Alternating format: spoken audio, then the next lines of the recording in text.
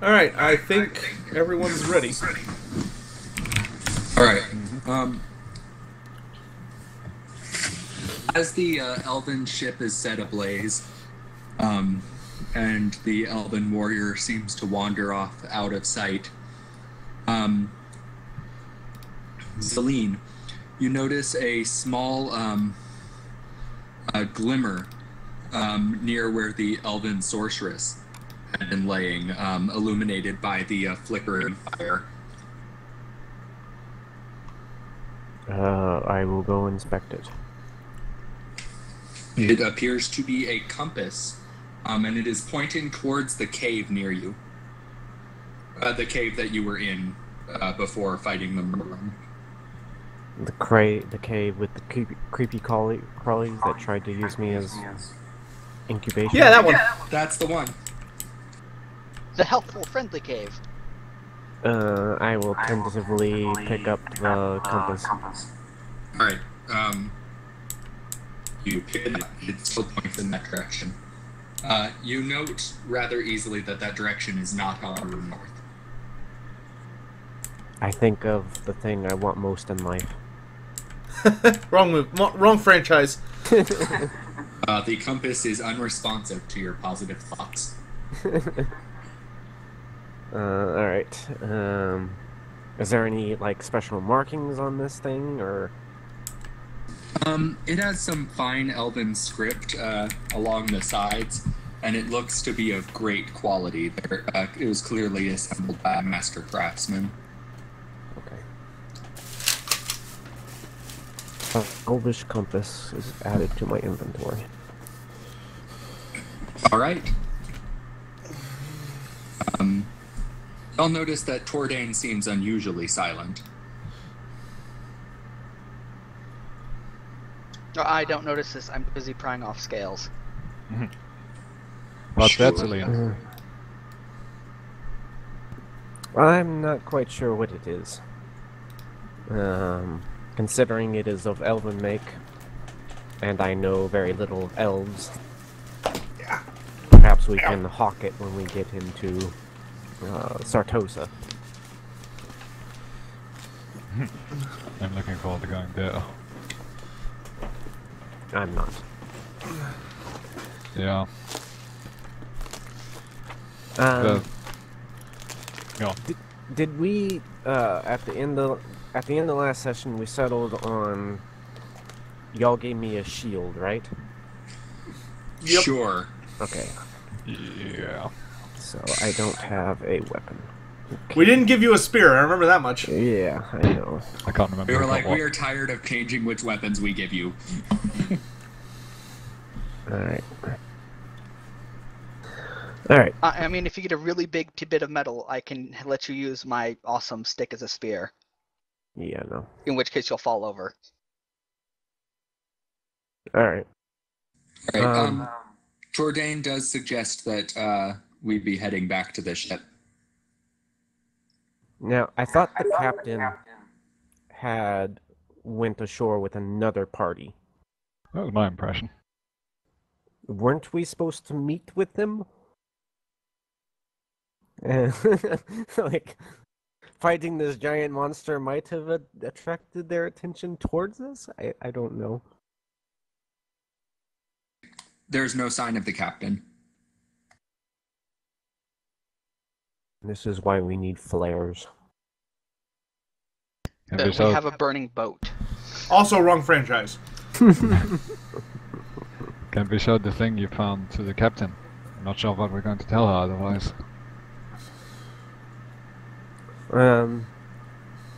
I will look. What's your name? Sorry, Izzy. It's been a while. 2 weeks, Cole. Keep it together. I don't even remember Ben's character's name. I just know him as the ogre. I never learned his name. Oh, Izzy's Margot. name is Interesting. Alyssa. Yes. Alyssa. Okay. I will look over to you, Alyssa, and say, should we tell her all of this? And I will point to the sea monster that the ogre is tearing apart. That thing would explain what happened to the ogre's leg. What I don't about know. the elves? I don't know if that's a good idea. I get the feeling we were sent to capture or rob them. If we say we didn't find any, that it would be better. If she found any, then what does it matter? Okay.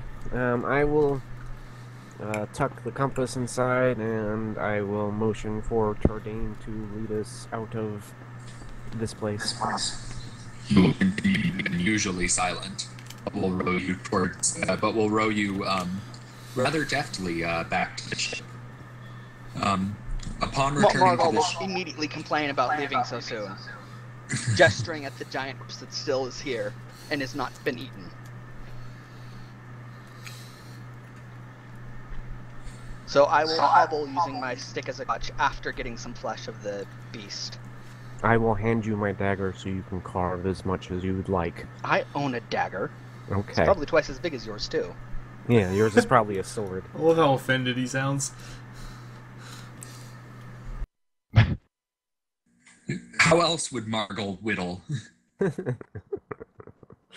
Bread knife. I have a series of sophisticated tools for that. It's called a Your fingernails carpenter's trade kit. and your teeth. Is that a regular trade kit or an ogre's version of a trade kit? It's an ogre version. Sophisticated seems like a bad word to use then. Well, obviously size is sophistication. At any rate, as you board the boat again, you notice that the captain and her party have returned to shore. And seem to have done so, or have returned to the boat, rather, and seem to have done so some time ago. She says, I was beginning to worry you would never return.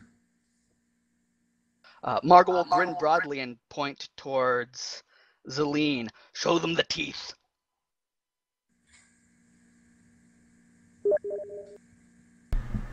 I will kind of glare at Margal and say, yes, we had a chance encounter with a scaled sea serpent thing.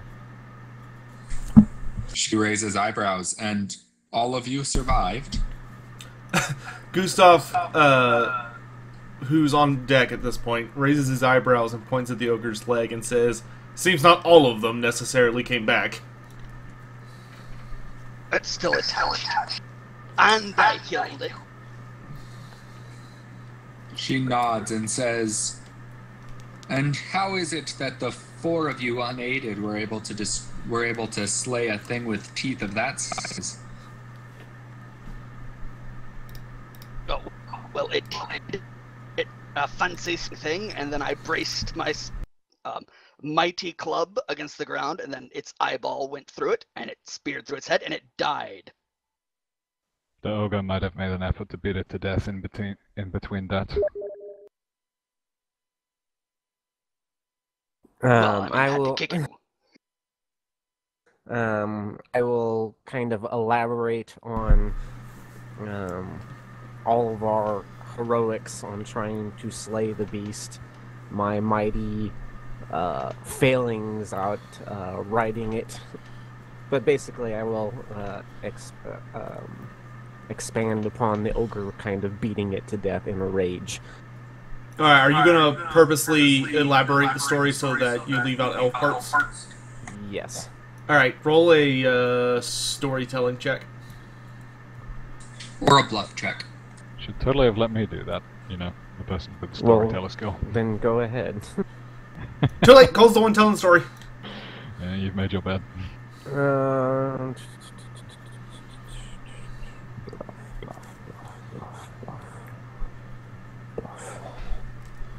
are you? See, blather. Command. Gossip. What's a buff? Where's bluff? Do you have charm?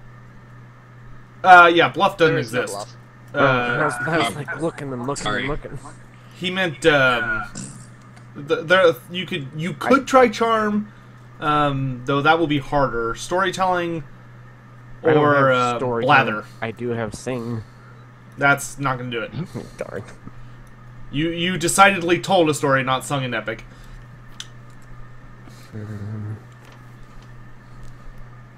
I will try charm. Can I attempt a couple of embellishments to help out here and there? Maybe. We'll see how he rolls.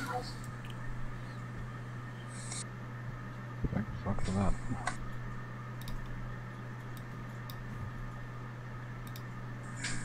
All right. The captain seems to shrug and look over and say, Garg, does that sound like something an ogre would do? He nods emphatically. There doesn't seem to be any holes in the story to his perspective. She shrugs and says, well, did you at least find some semblance of the elves? Something we can take back to our patron? Gustav will nod at this and say, otherwise he's going to hang some of the crew, if he's feeling in a good mood. I did find something, and I would not recommend going where it directs you. I will pull out the elven compass and hand it to the captain. She nods over to Catalina and says, tell me, take some time to look at this and tell me what you can make of it. It clearly doesn't point north. She nods and will take it. It does most decidedly not point north. Gustav will frown and look at you and he says, so clearly you know what it points to, so what does it point to? It points to a thing in the cave with lots of creepy crawlies. And I will kind of shudder. Gustav will frown at this and he said, what kind of thing? It's like a pillar of some sort. Gustav will get a bit of a he'll kind of have a raised eyebrow for a half a second, but he'll look at the captain and nod, and then I honestly don't know what it is, but there are creatures, bugs guarding it in the thousands. Gustav will give a nod to the captain that seems to indicate something of value before he starts heading below deck. Alright, she'll nod back and she says, alright, everyone to stations. We'll want to make good time back to port. I'm sick of standing on this fucking boat. I need to get off for a little while.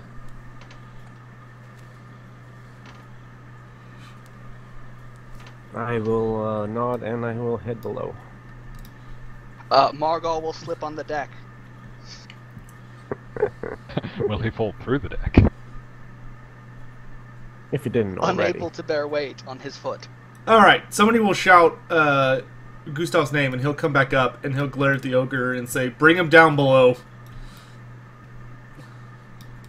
I will look at Garg as the only one able to bring him down below. Gaston will chuckle and say, our friend's getting a proper peg leg. Garg almost seems to look just as expectantly towards other members of the crew, but then notices that everyone is looking at him.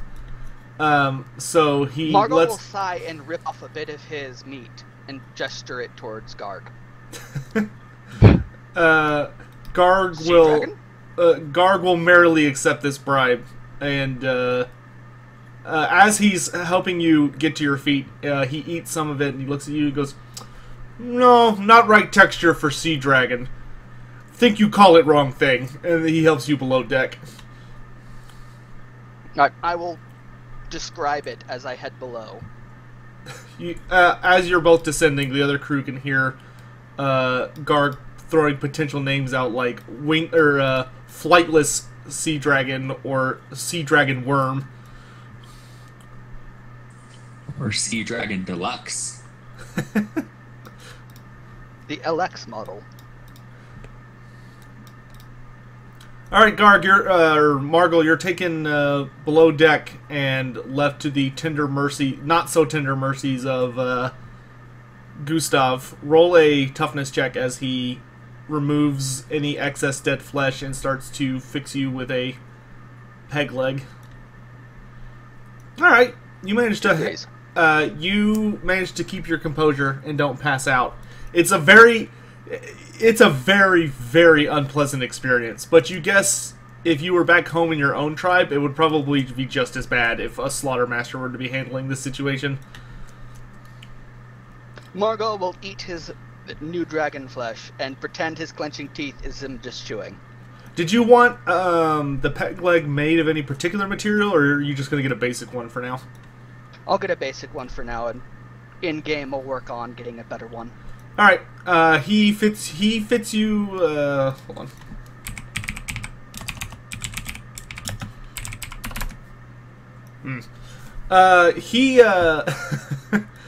He does a good job with the surgery, because he's Gustav. But when it comes to the actual peg leg, they don't really have anything on board that's going to suffice very well. So he essentially ends up finding a couple pieces of wood that, when tied together, roughly form in the shape of a downward point. And it's enough to keep you up if you don't move. But if you're trying to move, it will negatively affect your agility rolls because of how poorly this thing has been made. Margot will frown at this terrible carpentry. Gustav will scowl up at you and he says, "I don't work with wood." I will nod and grudging accept. Not everyone can be as great at Margot with wood. After that, he will leave your presence. And four of you technically, because Tordain is still with us in some ways, can get some rest finally. All right. I'm thinking I can do. Let me message you real quick, Sotek. Okay.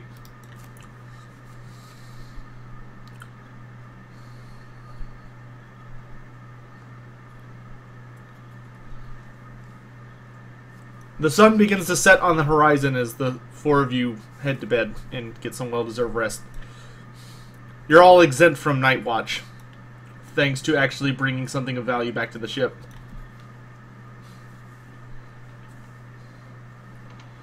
Actually, wait, no. That was just one hit. I didn't get a bunch of cuts.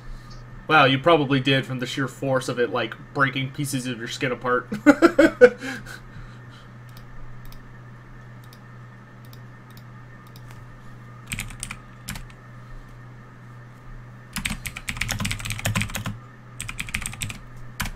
Alright,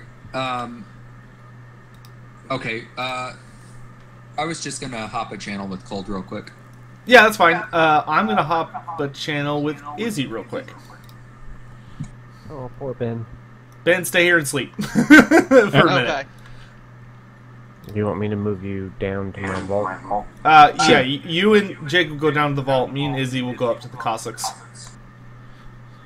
Channel switched. User joined your channel. Channel switched. Okay. Sorry. Hi. Alright, so, fairly late into the evening, probably, like, y'all probably turned in around, 6 or 7 p.m., so probably around 2 a.m., you wake with just a tiny bit of a start, because you hear someone, walk up to your door and stop, and there's a light rapping on the door.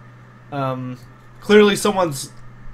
It doesn't really sound like someone's trying to be quiet so much as they're just kind of naturally quiet. Get out of bed and grab that sword. Okay. Did I get a sword at the end of the last session? I have no idea. Hopefully you wrote it down. Yeah, I wrote something down. Hang on. Please continue. I'll check. In any event, are you going to open the door or just leave it shut? I'll do the midway and say, who is it? The door opens just slightly enough, and you see Gustav giving you a mildly annoyed stare, which is less than usual. Gustav, how can I help? He looks at your sword and back to you, and he says, "May I speak with you for a moment, privately?" Would you like to come in or go somewhere else? He nods and he'll step in and shut the door behind him. I will sit on...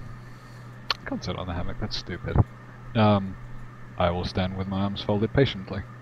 Okay. Are you putting the sword away, or are you keeping it out? Since my arms are folded, I should at least put it to the side. Okay. Up I against guess the I wall. should say, are you leaving it drawn, or are you going to, like, set it off? Yes, we'll put it up against the wall, but drawn. Okay. He keeps his hands away from his weapons. He doesn't seem bothered by it being out. He sort of inclines his head to you, and he says, "Surprisingly successful hunt you had back there."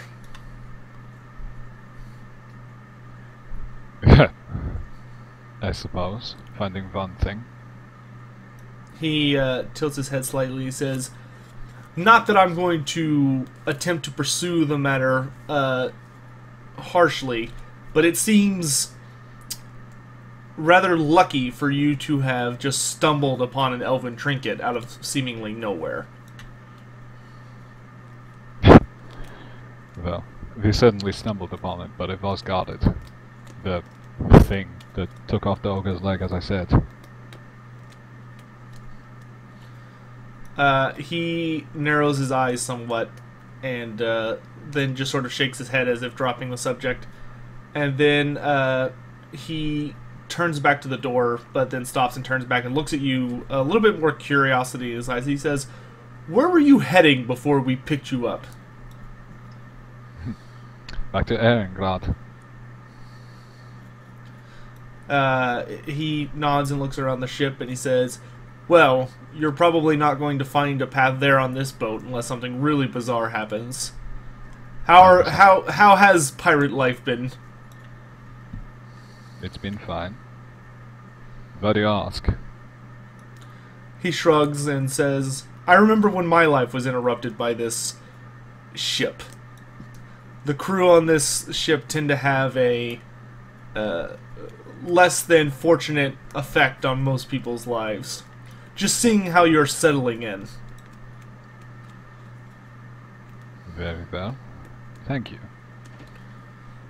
He nods, and as he starts to pull open the door a little bit, he goes, "I would ask a small favor of you." How can I be of service? He sort of lightly fingers his whip and says, "Keep an eye on that Zelene girl. Something is off about her." The perfect Chilean accent? Yeah, it's very strange. Most Chileans don't speak that well at all. He nods and says numerous other things. "If you find out any interesting details, I would be happy to purchase them from you." I'll keep an ear out then. He nods and then steps out and closes the door behind him.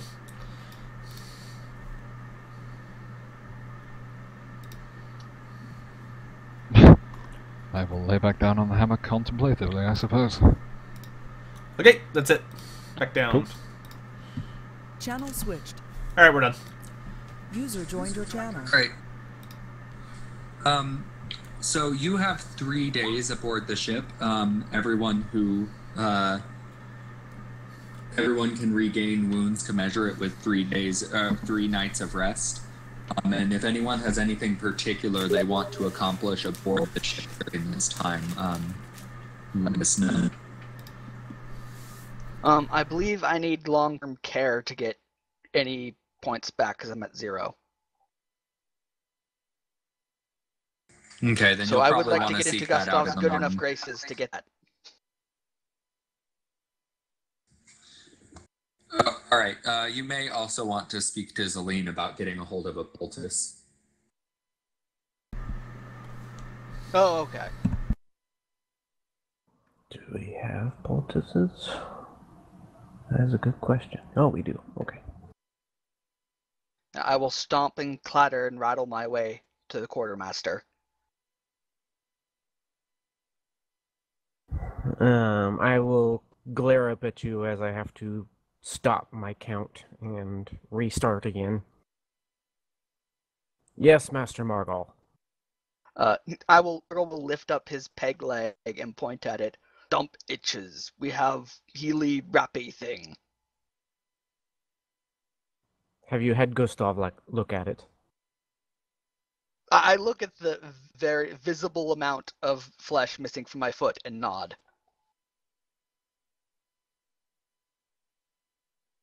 I will look at it and then look at my ledger and go down it and sigh and say, I suppose we could spare one so that you don't get worse off.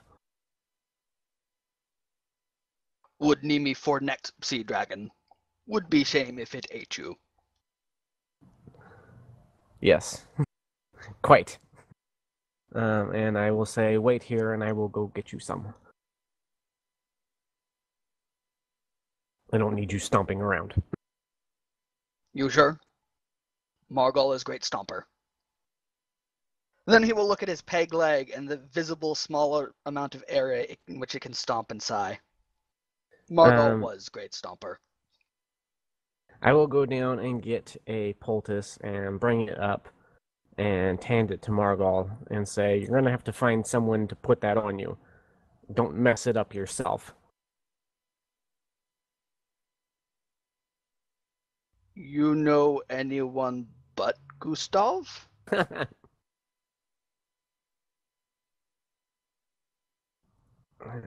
me actually look at my skills. Because I think, no, I didn't buy it. Okay. I thought I'd bought a heal. I'm trying to think of nimble people on board the ship. Help me out, Sotek. You can heal? Probably no one. What about... Alyssa, can you heal? Not yet. Not yet. If you can live through the session, I can help you.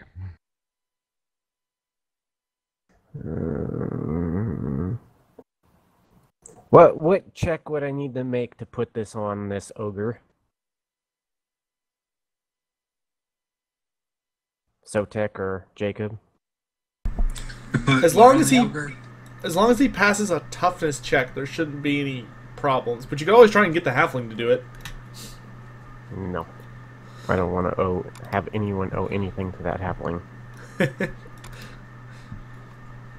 Jacob, I don't think he trusts our halfling for some reason. But he's so trustworthy. Make a toughness check, Margol. Okay. If you fail, this is potentially dangerous for all parties involved. It's okay, I still have a reroll. Nothing terribly bad will happen. Waiting for the... Oh, wow. Wow. Okay, I was waiting for the Yeah, 100. that's fine. He holds effortlessly still, despite any pain or discomfort, somehow.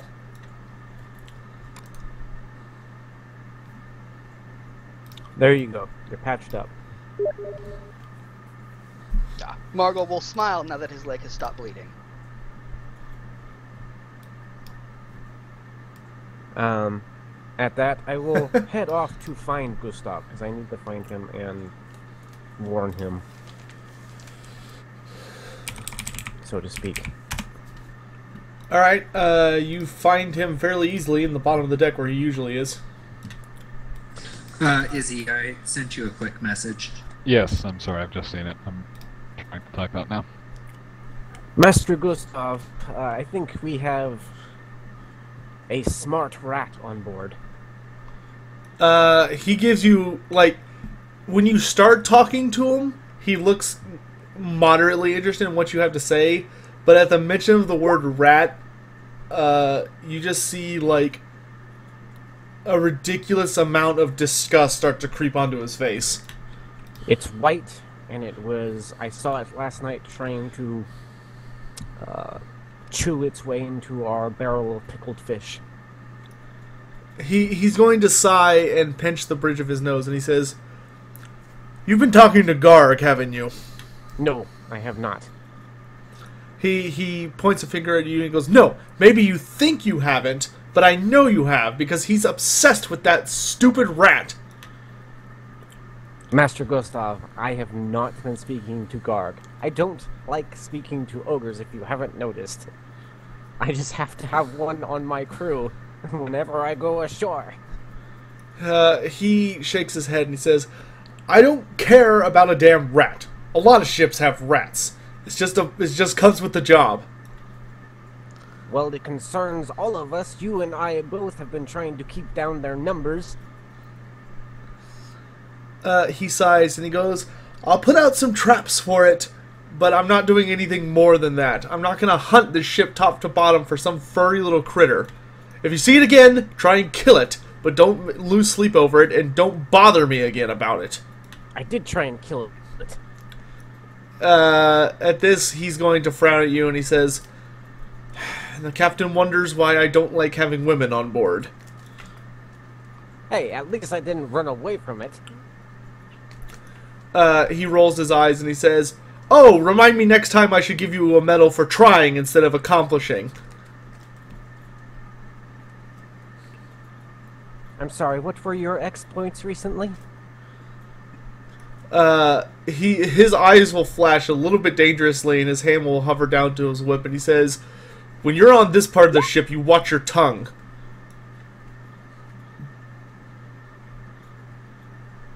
Well, when you continuously try to bait me, it's hard to keep a tight rein on my wiles. He steps up closer to you and he growls and he goes, oh, you're free to get incensed anytime you're down on this part of the deck. Just give me an excuse.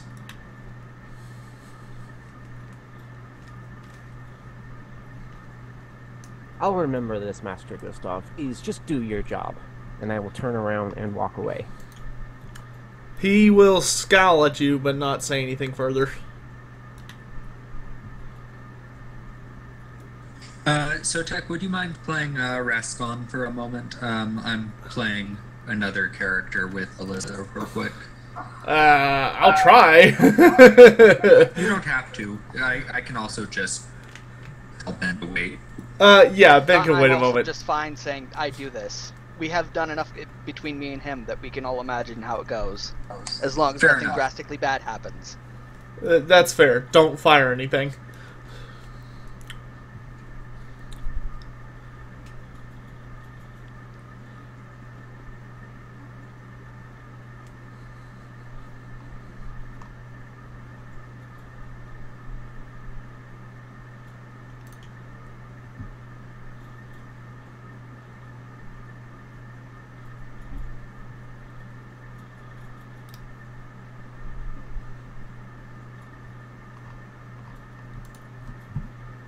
Sorry, big pardon, Zalim, what are you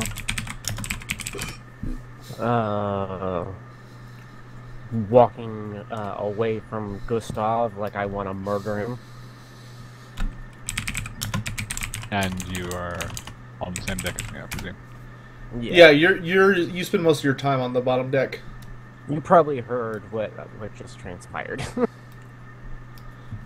Yeah, I mean, Mike, but I didn't.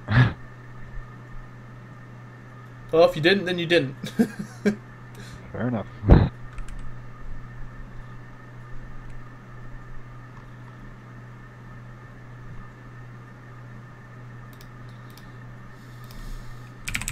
I will head back down into the holds with my ledger and a lamp and check all the traps again. And count angrily. Yeah. Just count super aggressively.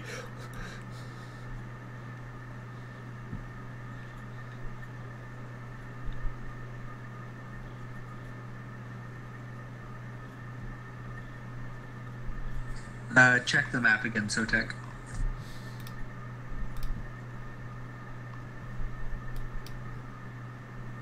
Yeah.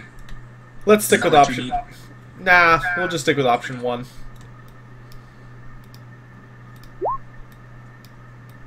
Option 1 is scary, at least. Or maybe I can combine them. Wait, no. Put that... Oh, hold on. I got this. Sorry, keep doing what you're doing. I got this. Okay.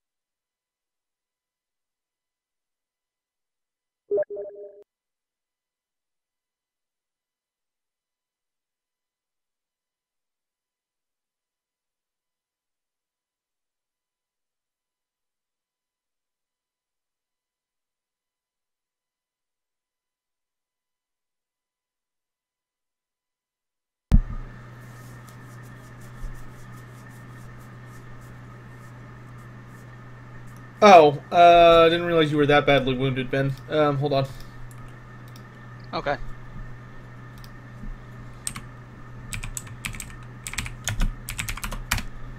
When Gustav tended to your leg, he also dressed your other wounds. He healed you 6.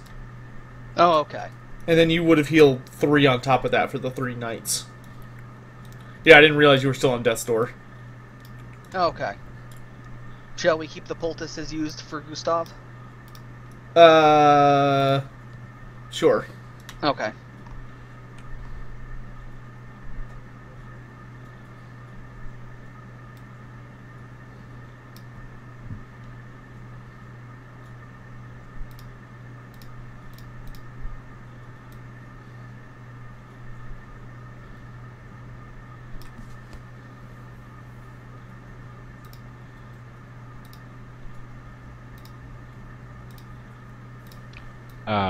Zelene is here on my screen. Has she moved somewhere else? No, she's just down in the hold. Alright. I'll follow. Is there anyone else in there? Probably not. With how angry I am. Anyone who did, like, her smashing stuff like clipboards around and we're like, whoop, time to go. Clipboards in the morning. There's a white rat there to mock her. She slaps at it and then realizes it was just dust in the shape of a rat. Very mysteriously, but nonetheless, as if the god himself is mocking her.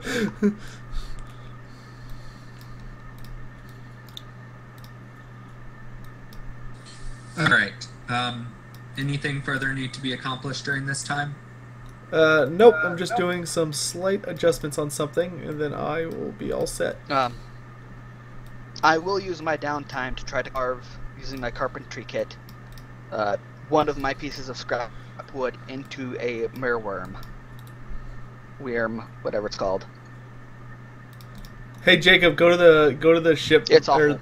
Go to the map we've been putting stuff on. I made a thing. Okay, I will copy it appropriately. Tell me if that works. I think it's the best we're going to get. It's close.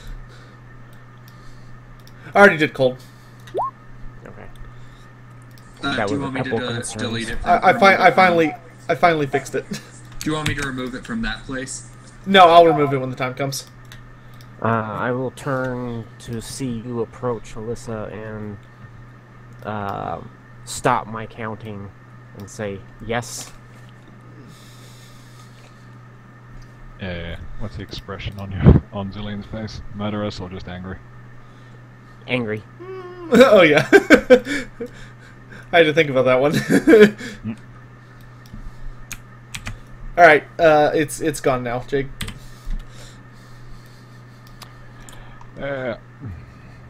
Alyssa will approach Zelene and place her hands on her shoulders. Zelene, how are you? Well, there is three rodents aboard this ship that I need to murder.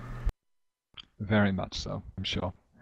Come speak to me next time we're in port or on a small island teeming with monsters or something. I will quirk an eyebrow and say, about what? Members of the crew. Is there anything I can help you with down here? You can help me check traps.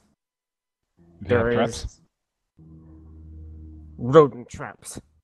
Oh. Keep them from getting into my stores of food so that we can make it back to port without, starving. You mean check the traps to see if they work or if they've caught something? Both. How do I check if they work without hurting my fingers? I will hand you a stick. Thank you.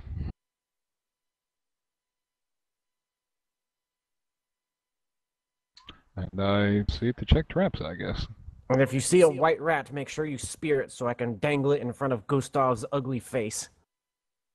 Yeah, sure. I was about to say I left my spear upstairs.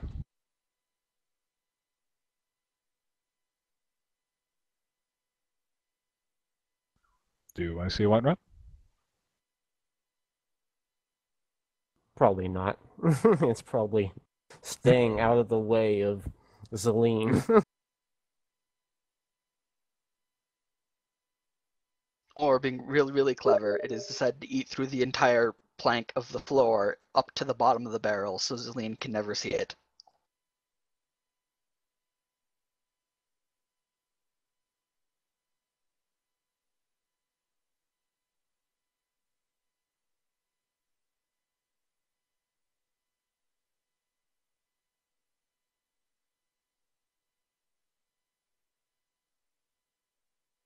But that's all from us if you want to continue on.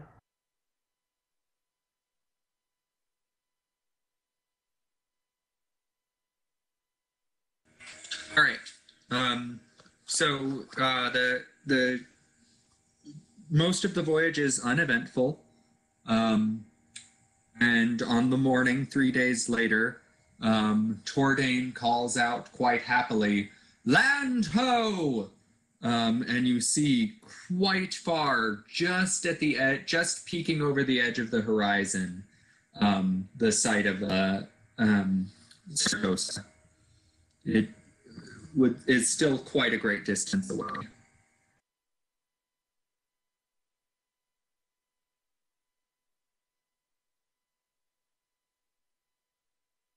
Sotek, you're up.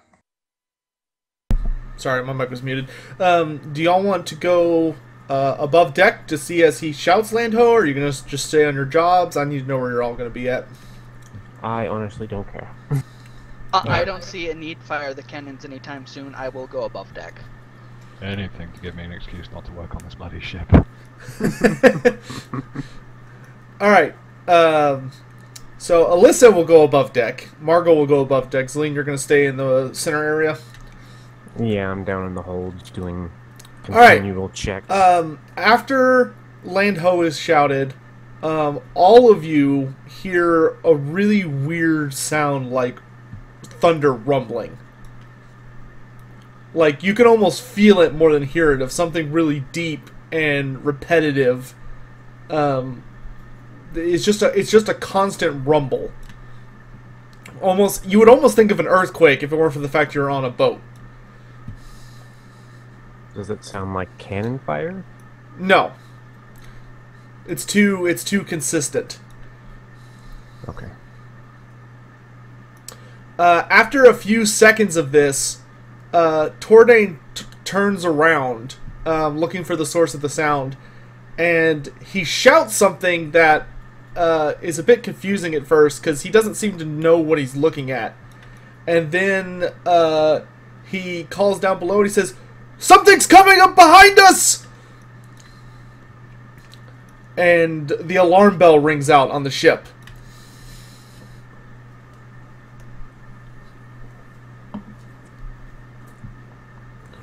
Okay.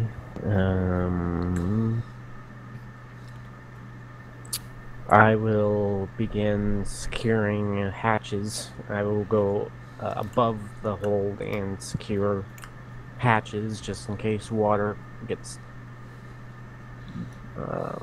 pours through down below. Alright, Mark So- will carefully walk towards its place.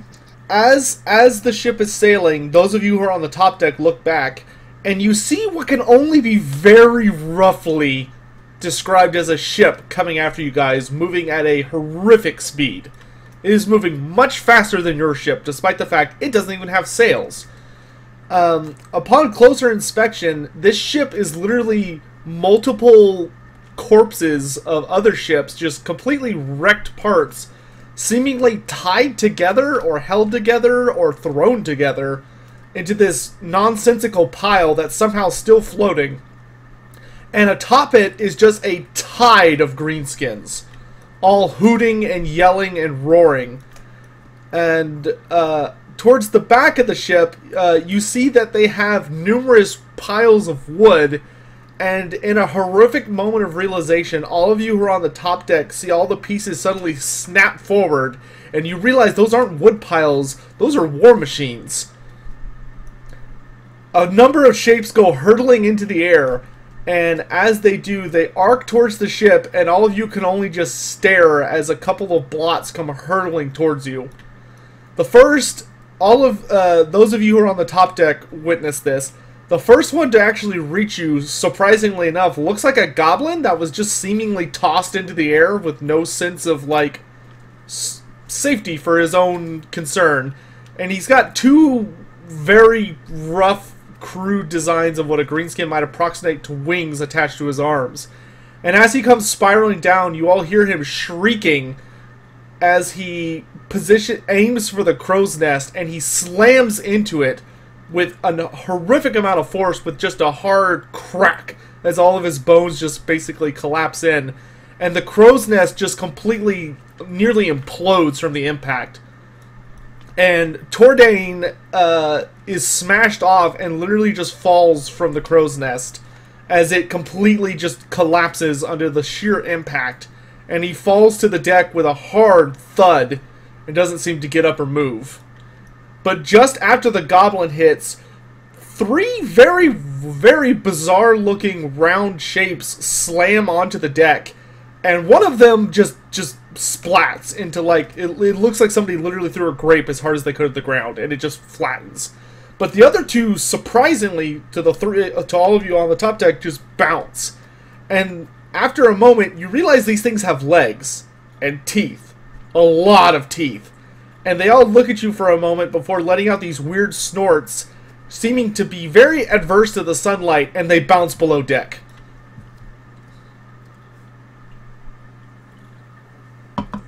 And the orc ship lets out a loud "Whoa!"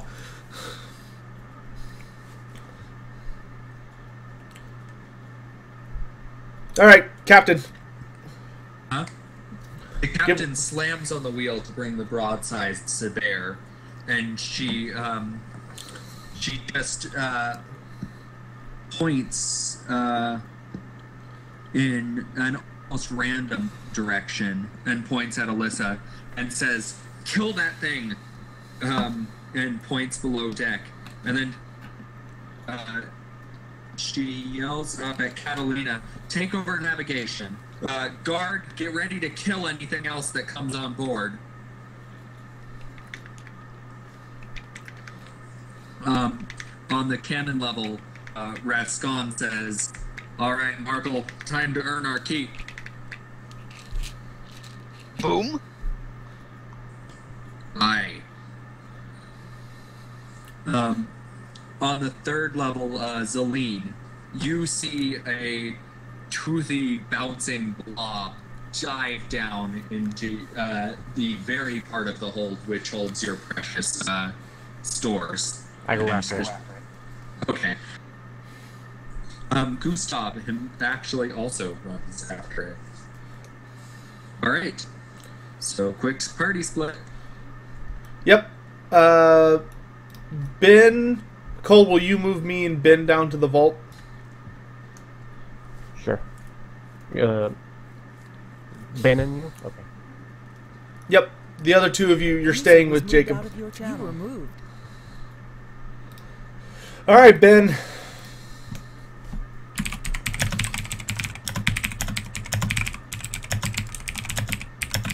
All right. I'm really not regretting putting 300 extra ballistic skill now.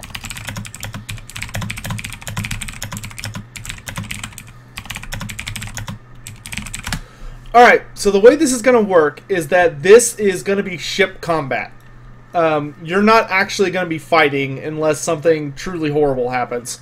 Your goal is to sink the enemy ship as quickly as ogrely possible. Okay? Okay. So basically, yeah, basically every turn I'm going to move the ship. And I'm going to move both ships. And you will always be able to fire, though keep in mind the rules I told you about cannons. There will be a number of crew helping you. They will be reloading the cannons for you. You will not have to reload, but you're in charge of firing the cannons. There are 4 cannons. So you'll be able to fire 4 times, essentially, and then you'll need to start, and then you'll have 2 turns where you're probably going to be busy fighting off stuff that gets into your deck. Okay. Alright, so in the first movement, your ship moves according to this, and to put it mildly, every round you need to at least hit the enemy ship, or they're going to be able to do something pretty drastic in response, okay? Sounds awful. Yep. So they're speeding right towards you. And now that you're lower than top deck and able to see their ship in its full horrific glory, not only can you tell that this thing should not be floating, but it shouldn't be moving. And at that moment, you notice what's actually piling the ship is you can see a mass of tentacles attached all along the bottom of the ship, and then flailing tentacles just before the ship. There's something underwater that's dragging the ship towards you. Cheaters shouldn't have pedals, fins, whatever those are. Alright, you're up. Alright, first shot.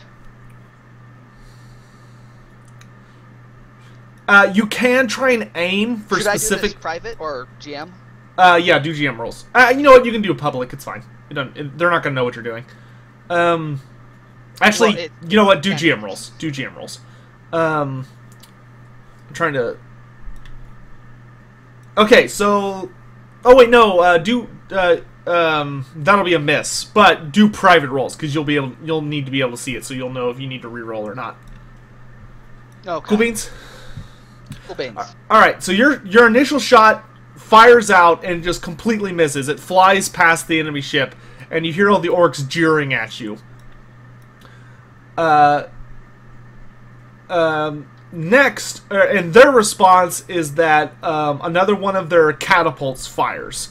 This one's actually hurling a stone at you, and we'll see if the crafty goblins on board are able to hit you. Nope. You hear a large stone slam into the ocean not far from the ship. Alright, next movement phase. I yell loudly at them. Next movement phase, you pull around a bit like this, and their ship pulls around here and is trying to zero in on you with a very nasty looking, what appears to be just the front part of multiple ships lashed together to make some sort of type of battering ram. Margol is most impressed with this. Alright, you can shoot again.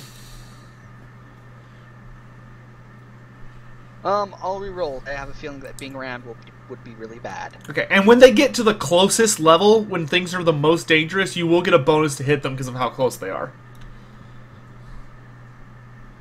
Oh, good. So my terrible ballistic skill won't be too awful. Holy shit!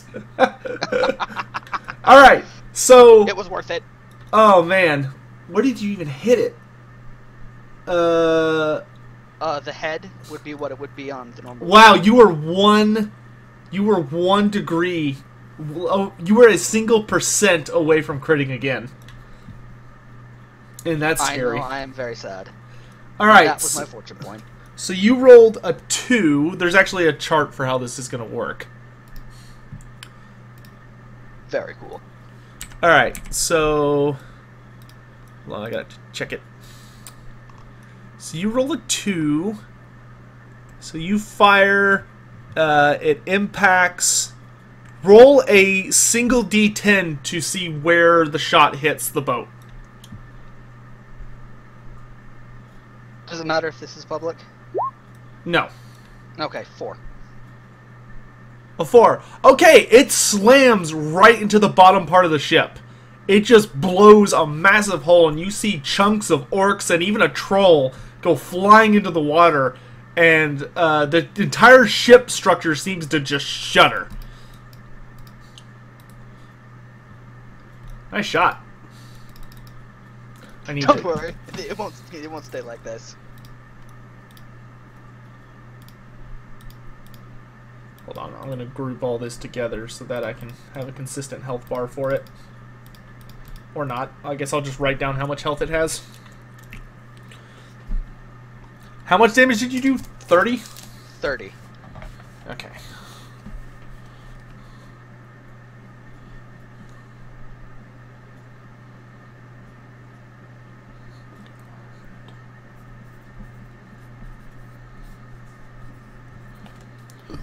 Alright, their ship takes a notable impact. And on the next turn, because you were able to slow their ship down so much, the captain's able to pull the ship away a bit and swing around to the other side. So you have a fresh batch of cannons to fire at them. Because when you hit that shot, they literally, all the orcs just fell over. As they're pulling away, roll a perception check.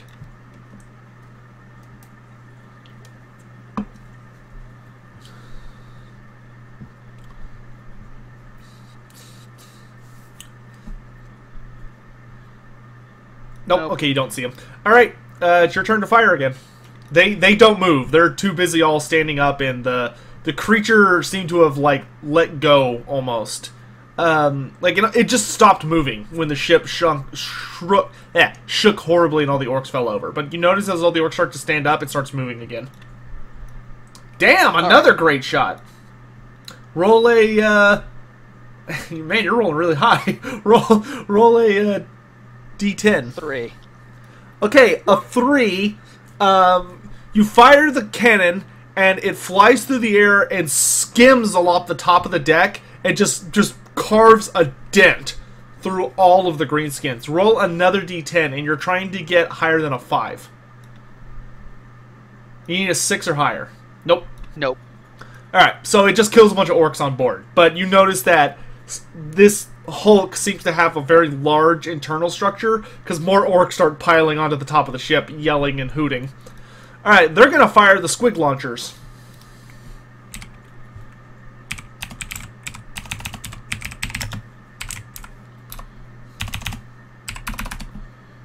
That's a miss.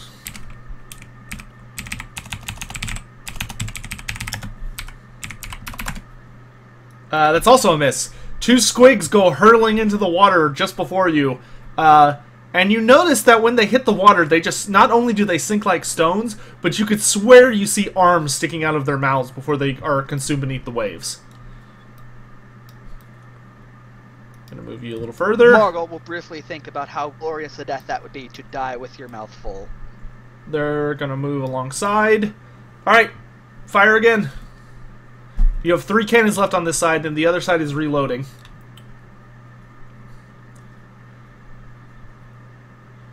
Nope, no, a cannon goes whizzing by. And they're going to respond with the stone lavas.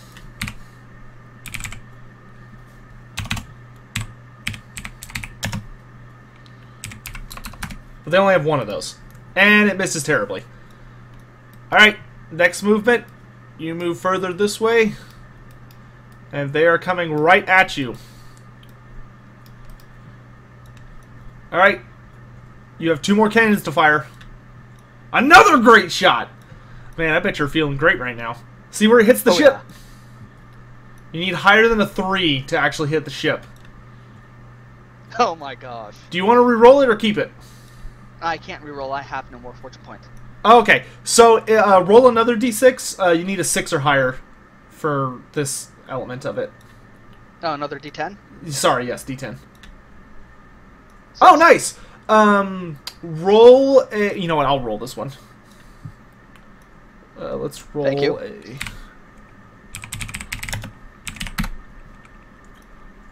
All right, the cannonball skirts across the top, takes out a couple of orcs, even a troll, but more importantly, it slams into the stone thrower. And it did how much? 27 damage? All right, that thing is barely still standing. Like, you have severely crippled one of their war machines.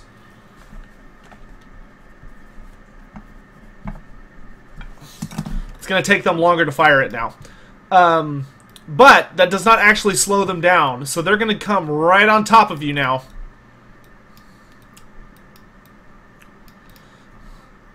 So now you're going to get plus 20% chance to hit them. Now, you do have a choice. You're close enough now that you can either try and fire at the monster beneath the waves, or you can try and fire at the boat. But keep in mind, you've already hurt the boat. The boat only slowed them down because everyone fell over, correct? Yes, that seems to have somehow related to why the boat slowed down. Alright, I'm going to do an int check to see if my bright idea is something Margot would come up with.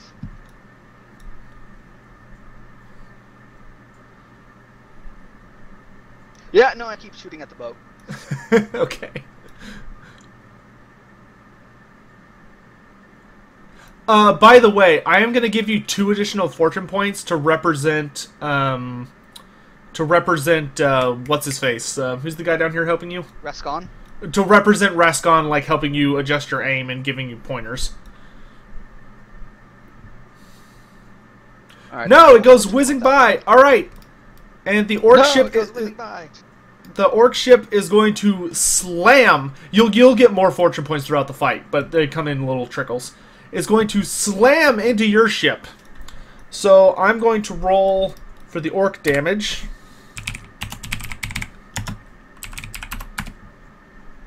They don't do that great. Let's see. I mean, granted, this is their heaviest hitting attack, so it's going to hurt a lot. Toughness 10 minus.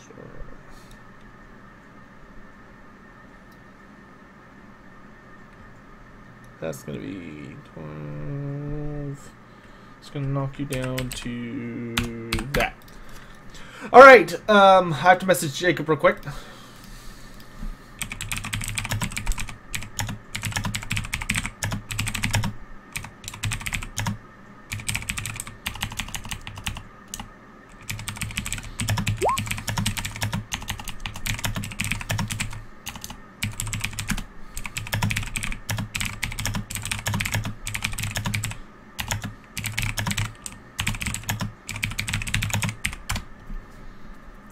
Alright, as the boat slams into yours, a few particularly brave orcs and squigs spill over onto the top deck in a boarding action. And you can hear fighting going on above, but none of them have come down to your level yet. Of course, they lose all their momentum after they hit your boat, as all the orcs themselves fall down, so you're able to do a little bit of a breakaway. And the captain pulls hard to the right, because she knows that you fired 4 shots, and she knows that she needs to give you a break, and you can hear just desperate cries and shouts coming from above. Alright, and the orc ship starts readjusting. Hold on, let me make sure Jacob got my message. Does the squig... Jacob, did you get my message? Yes, I did. Okay, just making sure. Cold, moving back down. You were moved. Okay. Fire away! Alright, no modifier this time. No! Shot goes spiraling out into the water. Let's see. Okay, all your cannons will have been reloaded by this point. Alright, fire again! Okay.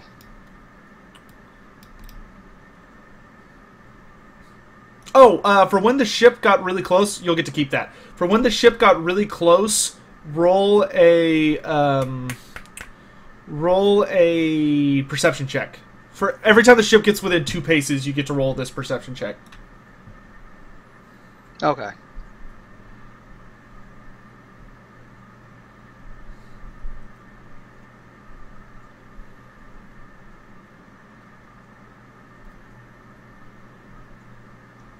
until you pass it. Nope. Nope. It is... Actually, no, it's an easy check. So, yeah, you passed. Barely. Okay, so you notice on board the ship, there is a very crappy, terrible-looking makeshift throne, seemingly made out of a mixture of wood bits, bone, and dung. And you notice there's an orc sitting on top of it who looks much fancier and well more armored than the rest of his crew. And atop his head is a very weird helmet that looks like it's been smashed together out of various precious metals that he's found. Calling it a helmet is even a bit of a stretch. It's more like just something he keeps on his head somehow. But you notice in the center of it is a large gleaming white gem that reminds you of the one you saw on the beach. That reminds me of the one I was about on the beach. Huh? I was behind a boat the entire time. Oh, okay, so then you don't know what that is. Yep. I will turn the crew reloading the other side and yell for one of them to put shrapnel in it. Okay. That being said, you did hit the enemy ship, and you rolled 21. Alright, that is going to hurt them. Roll a d10 to see where it hits. 2.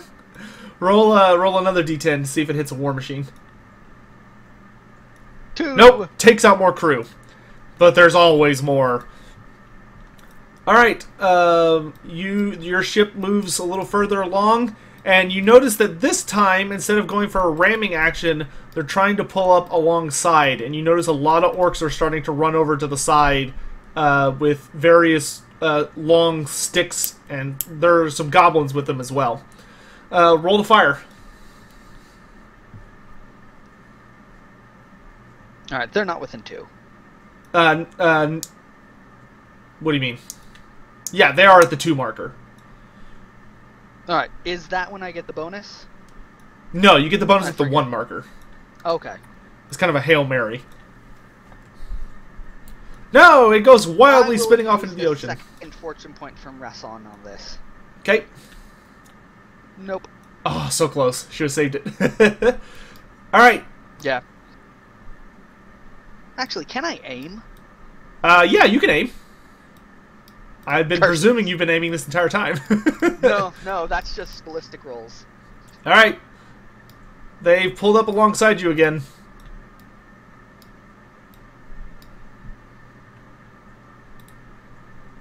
Alright, I will go for the monster beneath. I need to make another in check.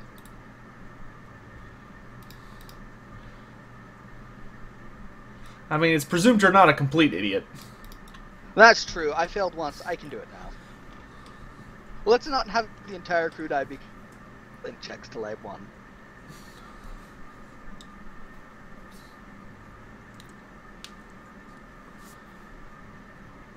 Nope, that's a failure.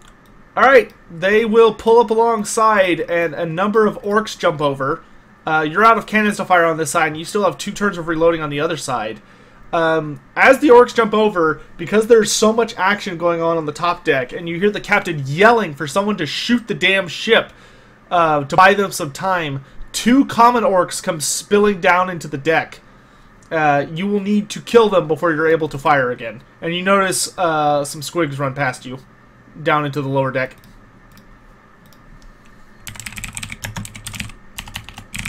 Ah, sorry everyone.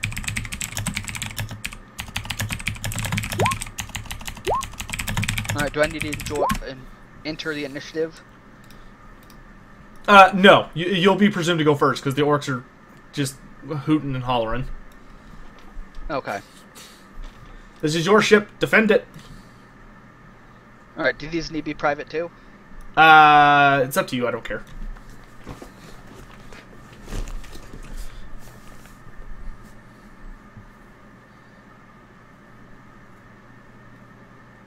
I do 6.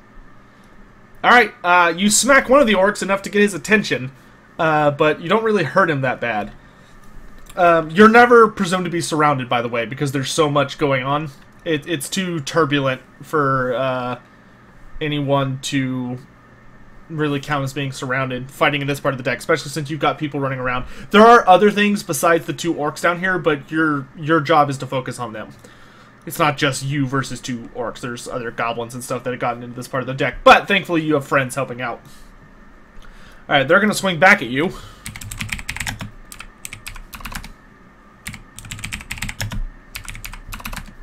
One of them hits you. Do you have any defense? No, I do not. He only does 6 damage to your left arm.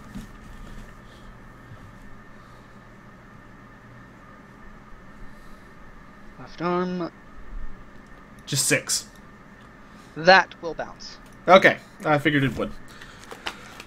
Alright, it's your turn again. You need to get rid of these guys right now.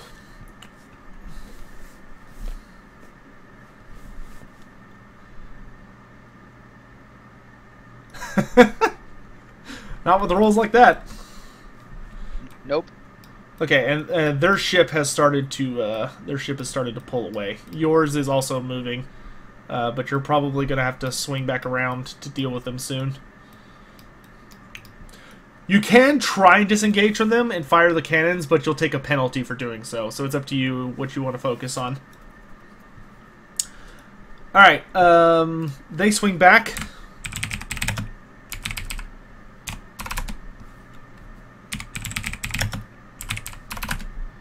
One of them hits you again. Alright, I got nothing to block. He does 11 damage to your gut.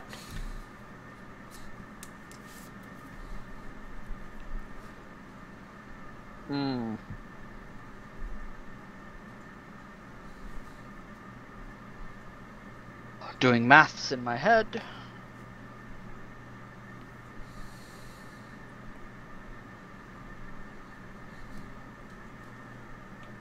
Alright, I have 5 wounds left. Okay, swing away.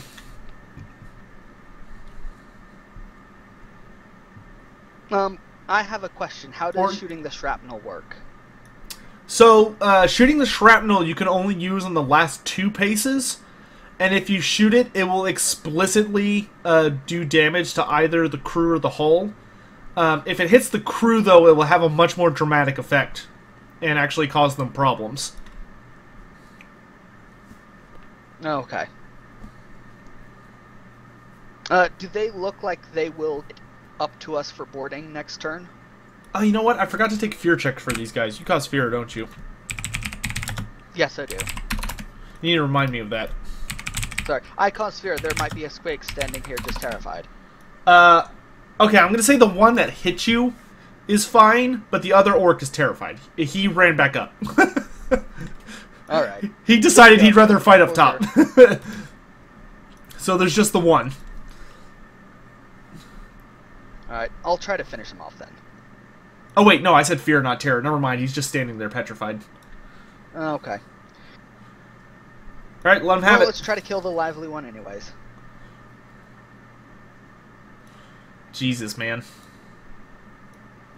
I'll let you have the last one. I'll let you have the last one. 1%'s gonna hurt me. You are a kind GM. 13 damage. Yeah, he goes squish. You finish that one off with a slam from your elf wood club. Alright, the last one. Is he still afraid? No, he rallies his courage. Think of how the boss would reward him if he killed such a prize. He hits you. Alright, I got nothing.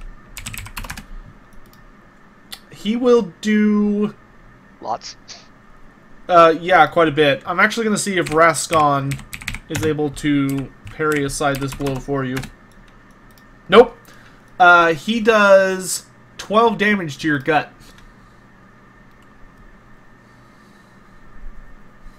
Alright, I got 4 wounds.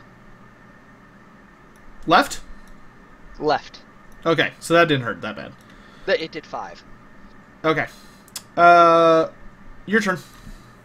Alright, I can't ignore this person, so I will swift attack. Yep. The cannons are primed.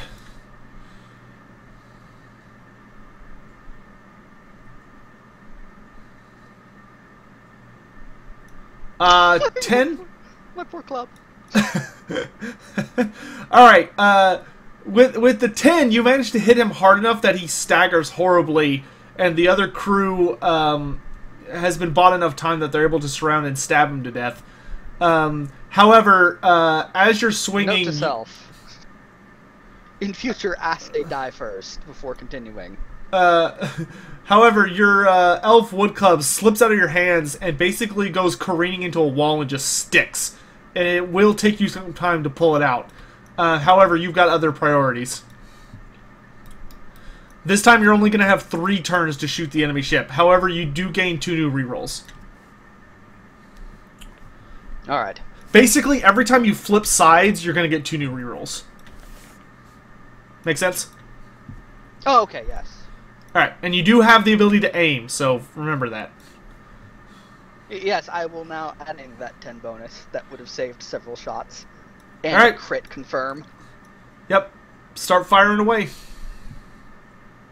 Oh yeah, My you would have first had a shot double is not crit. shrapnel. Yeah, first shot cannot And be this is shrapnel. close enough? What do you mean? They are within the 1 range.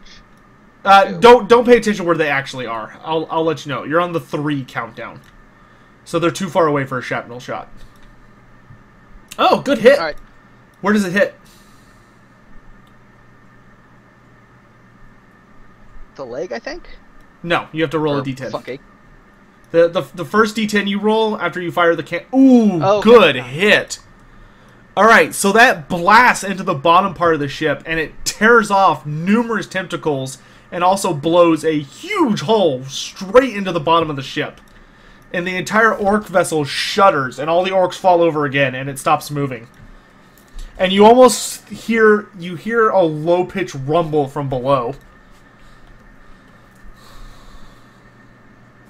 Alright, So you did 29.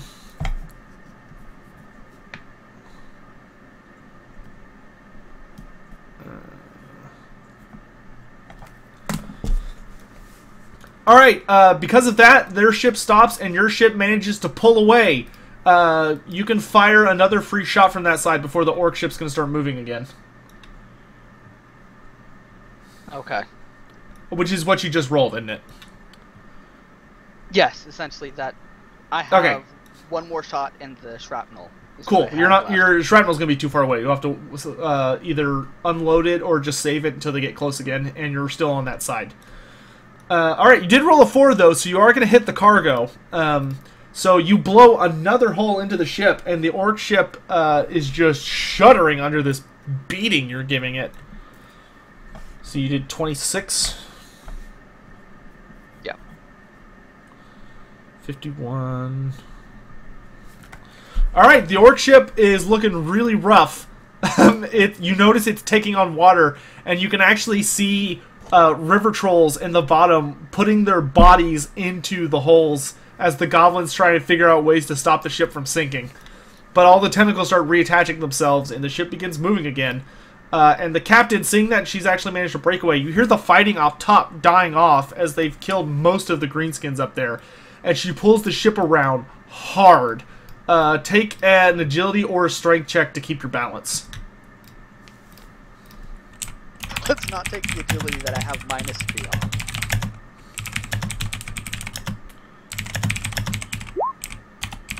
I'll use a reroll for that if I can.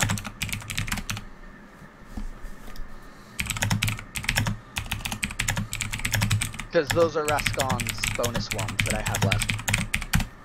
Okay. You can only use Raskon's rerolls for shooting. Alright, then no, I don't have anything, so I fall Okay, over. you fall over, which means that you lose a half action, so essentially your next shot you don't get to aim. Oh, so like all of the beginning, Yeah. where I didn't aim. So, okay, you have 4 cannons primed and ready to fire at this one. Ooh, lucky that wasn't your 100. I'm very Yeah, confident for that cannons, happened by the way, anyway. don't roll a 96 or higher. Bad things will happen. Alright, Oh, first shot misses. The ship pulls around hard, and the orc ship is now coming beelining towards you again with that battering ram, and they fire the squig launchers.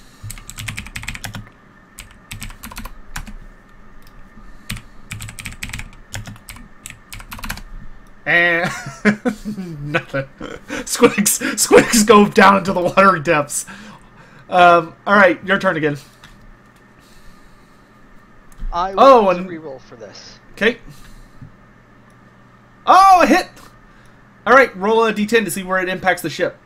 Oh! 1. Alright, roll another d10 to see if it hits a war machine. Nope. Smashes through the crew, and more orcs come piling up.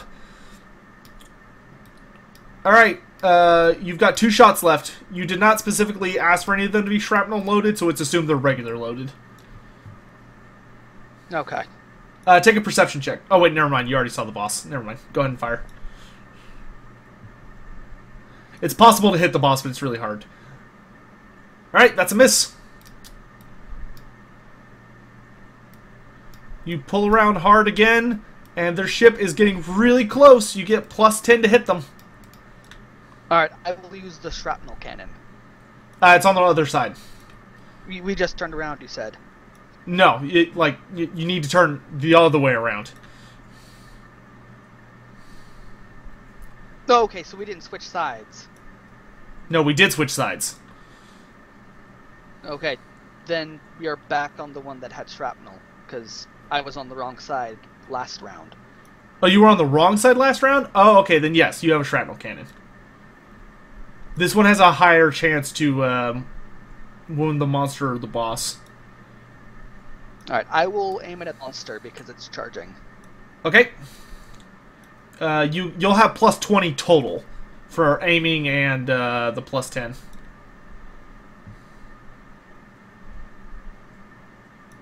Ooh, nice shot.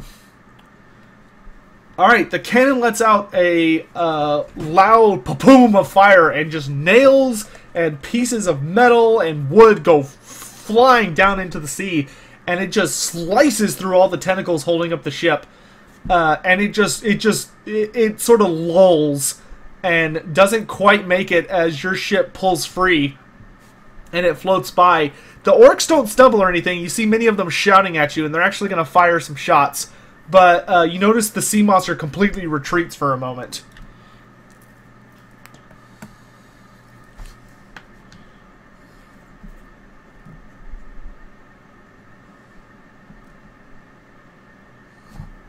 Sorry, I'm just doing some math.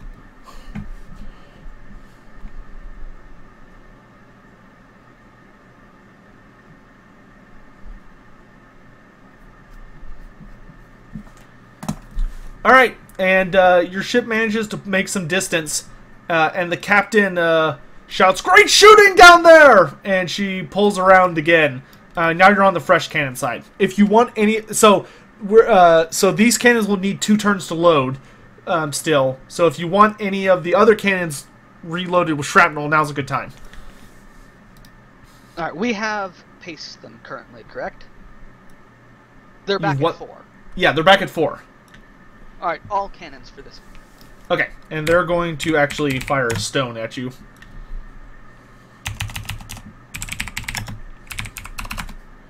And it misses terribly. They actually have some bolt throwers on board they're going to fire as you're pulling away. These are not very reliable machines, but they're going to try. Nope, one of them just completely explodes. And the other one misses. Yeah, you literally see the goblins try and fire one of their spear chuckas, and it just disintegrates the moment they fire it. Like, all the wood snaps and flies everywhere, and a couple of, like, really taunt ropes and strings go whirling around and, like, decapitate a couple of the goblins, and it's a complete spectacle. Alright, you're prepared to fire. Alright, I will yell out, "This is how you do it!" And then I will shoot and probably roll a 100. Well, it's not a 100, so don't feel bad.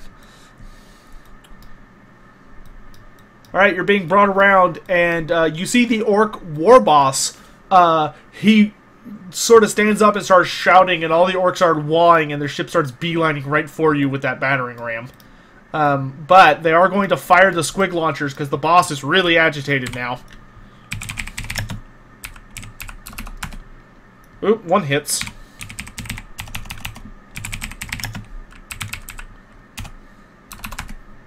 but the other one doesn't.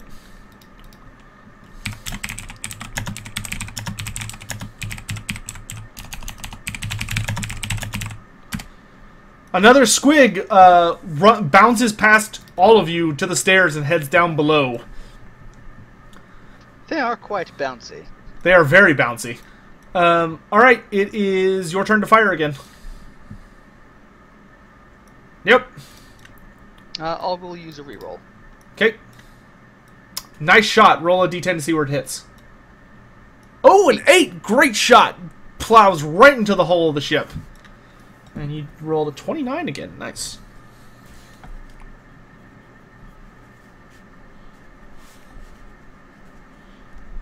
Uh, 39 is 26. Alright, you notice that the ship, the orc ship, is impacted. It takes a ton of damage, and the shot even careens, like, downwards into the ocean. As it seems to bounce off something, whether it was a large troll or something, and plows into the monster holding up the ship. He takes reduced damage, but he still takes damage.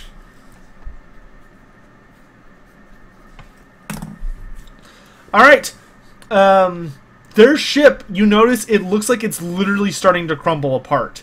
Like, bits and pieces are falling into the ocean. Numerous orcs and trolls just are tossed off into the water, where hungry tentacles, seeming more in anger than anything, are starting to reach up and drag them down beneath. Whether this is to keep the creature powered, or help it regenerate, or it's just mad and lashing out at them is impossible to tell. But their ship does back off some, as the creature lets go and goes into a feeding frenzy. And you have time to fire one more shot before the captain's going to pull around the other direction. Alright, I will yell for shrapnel on the other side. Okay. You can't yet. They're already too close to reload. They've already started reloading. You have to say that when they start reloading. Okay, at the start of the action. Yeah, so basically when you finish firing a side, you can dictate for any of those cannons to be reloaded with shrapnel. Alright. Does that make sense? Yep, and I will reroll this one. No. Okay, so you're out of rerolls until you come back to this side, okay? Oh, okay. Alright, so the ship's going to swing around pretty hard, but this time it's going to take them 5 turns to get to you. So the first turn goes by, and you can't do anything because you've still got 2 turns of reloading to do. Or no, 3 turns of reloading to do. Alright. So nothing happens. Next turn, they're going to start moving towards you guys, and they're going to fire the rock lobber. Shrapnel. I just wanted to reiterate Yeah, that. the shrapnel one is still reloaded and ready to go. Yep. And the stone thrower misses. Alright, next turn. You've got one more turn until you can fire a regular cannon, but the shrapnel cannon is ready. They're within 3 paces of you now. Alright, and then next turn, they're coming right for us. They're coming right for us! With the battering ram. And you move up. You can now either fire a regular cannon or the shrapnel cannon. Alright. Will I have the shrapnel at 1 pace? Yes. To shoot? Alright, Yep. I will do a normal cannon then.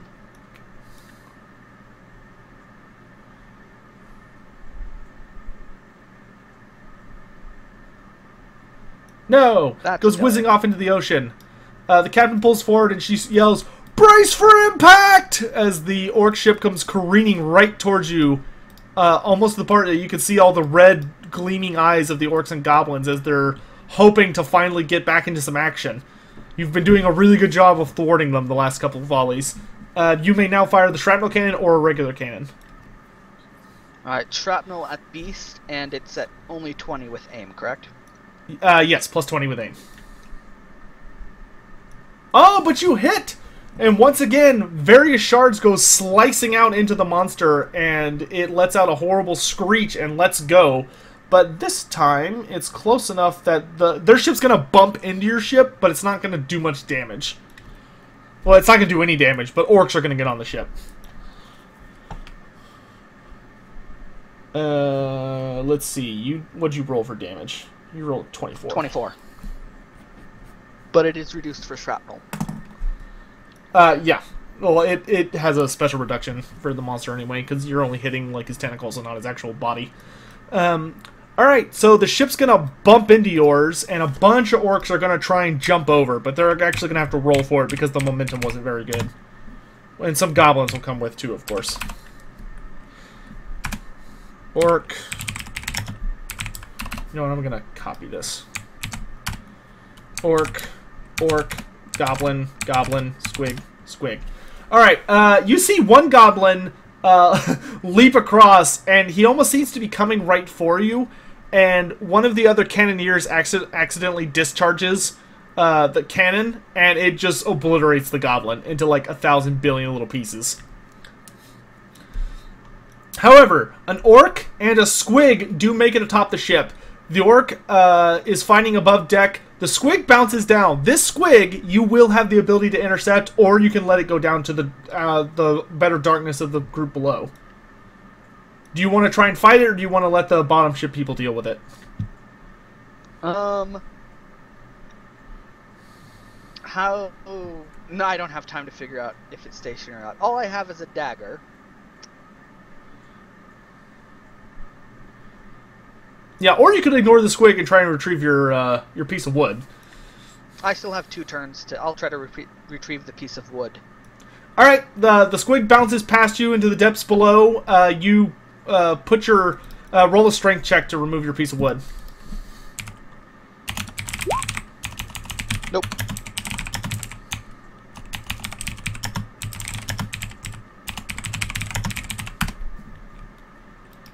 Alright, so you get one more turn to try as the ship is pulling away. Nope. And you actually...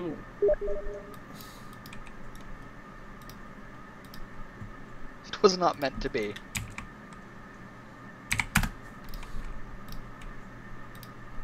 Are you going to have to deal with snotlings?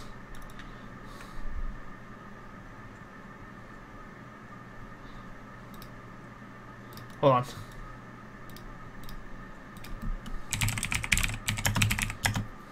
I'm assuming the squig does not get terrified by my fear, or feared by my fear. No, he doesn't give a shit.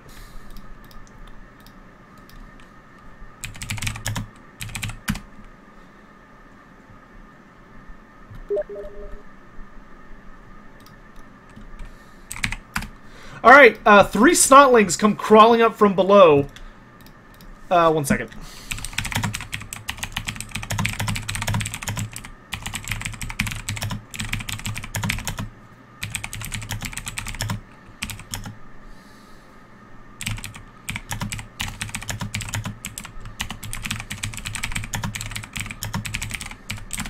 And at the sight of you, they hold still with fear, and you fail to pull out your stick again. But they are just snotlings, and some of your crew run over to attack them as they're busy trying to reload the cannons, and they're able to take down... hold on, let me roll agility checks for them.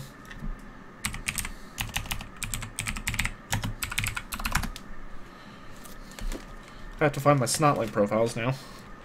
Snotlings. Troll... Snotlings, here we go. Nope.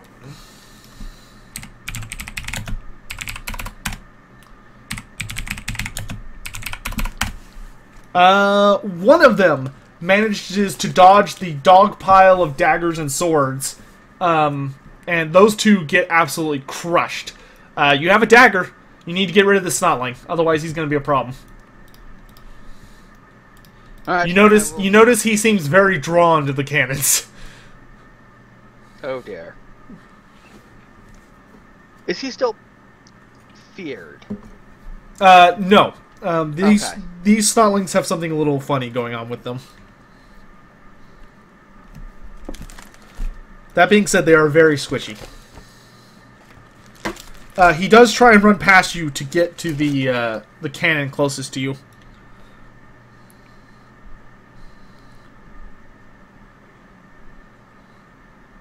Alright, is that an attack of opportunity as it goes by? Yes. You missed him? Alright. I hit him once in the arm. You did? Oh, yeah, you Yes. did. Okay, you did 7 damage. He And dies. then another 4. Yeah, you cut him in half. You slice him in half, and he doesn't manage to get to the cannon to whatever he was probably thinking about doing to it. Alright, the enemy ship is going to fire its rock lobber. And, god damn, that thing just can't hit to save its life. And they're also going to fire the bolt thrower as you're pulling away. Well, I did. Ooh, that is going to hit. See where on the ship it hits? Oh, snap. How much damage does it do? That's going to hurt. Hold on, I have to find the bolt thrower profile, which I know is on here somewhere. Let's see.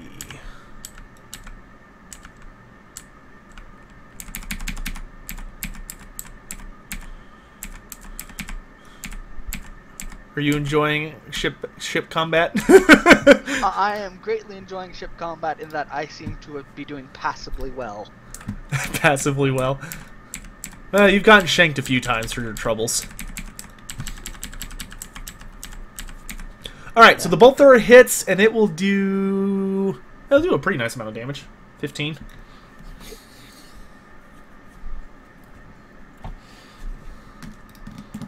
Which I'm going to subtract from your ship. Your ship's actually holding up okay, but you need to roll an agility check to stay up as the ship is rocked. Whew, I am almost thinking we should just say I fail. So how much is the penalty for the bad... You go down for a half action. Yeah, how bad is it for it?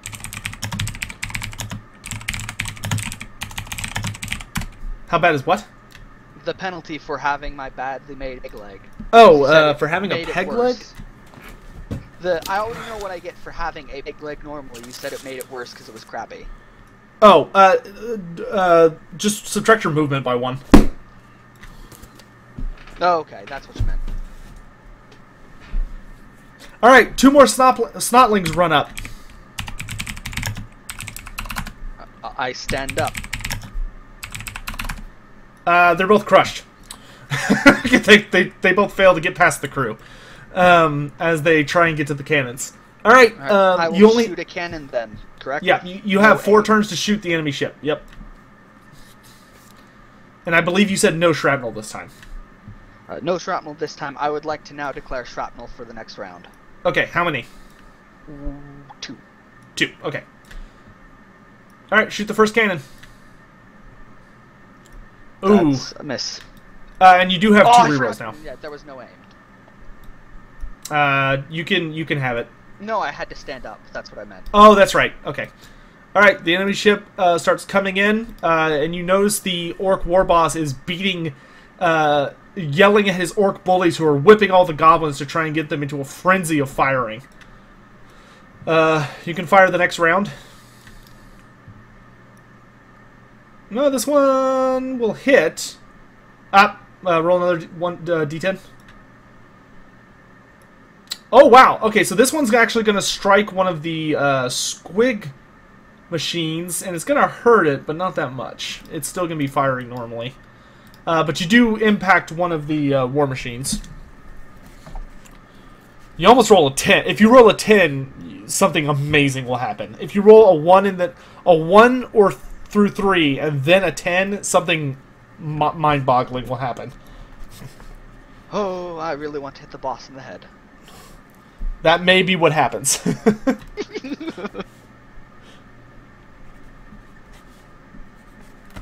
Alright, the squig launcher is incredibly damaged, but is still firing thanks to the rapid fire religion that's being installed upon the ship right now. Speaking of which, they're going to fire everything as they come careening towards you. So we're going to start with the... I'm going to do 2 D100s. GM roll... Actually, I'll just do... 2 D100 to represent the squig launchers. Which one of them will hit. And then the rock lava will miss terribly, and then the remaining bolt thrower will hit, and it hits where? It hits the crew. Does it hit the captain? Or Garg? Nope, hits regular people. And whoever it hits is dead. You hear literally a Wilhelm scream as some regular dude gets just destroyed.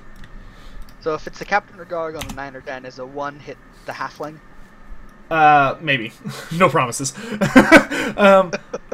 Alright, that being so that doesn't impact the ship, so you don't have to take a roll check. But a squig does come bouncing down. Are you going to try and combat the squig, or are you just going to focus on firing cannons? Focus on firing cannons because they're getting sir. Okay. And I still only have a dagger.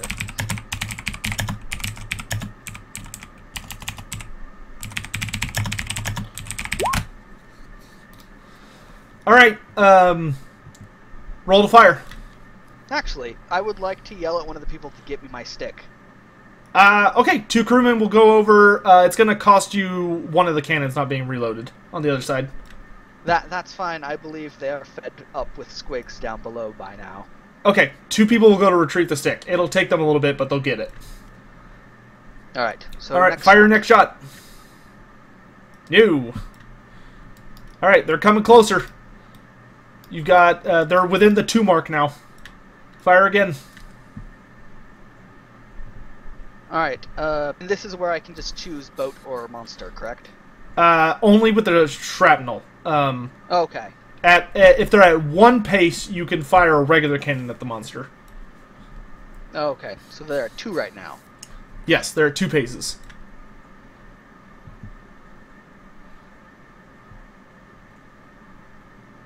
Nope.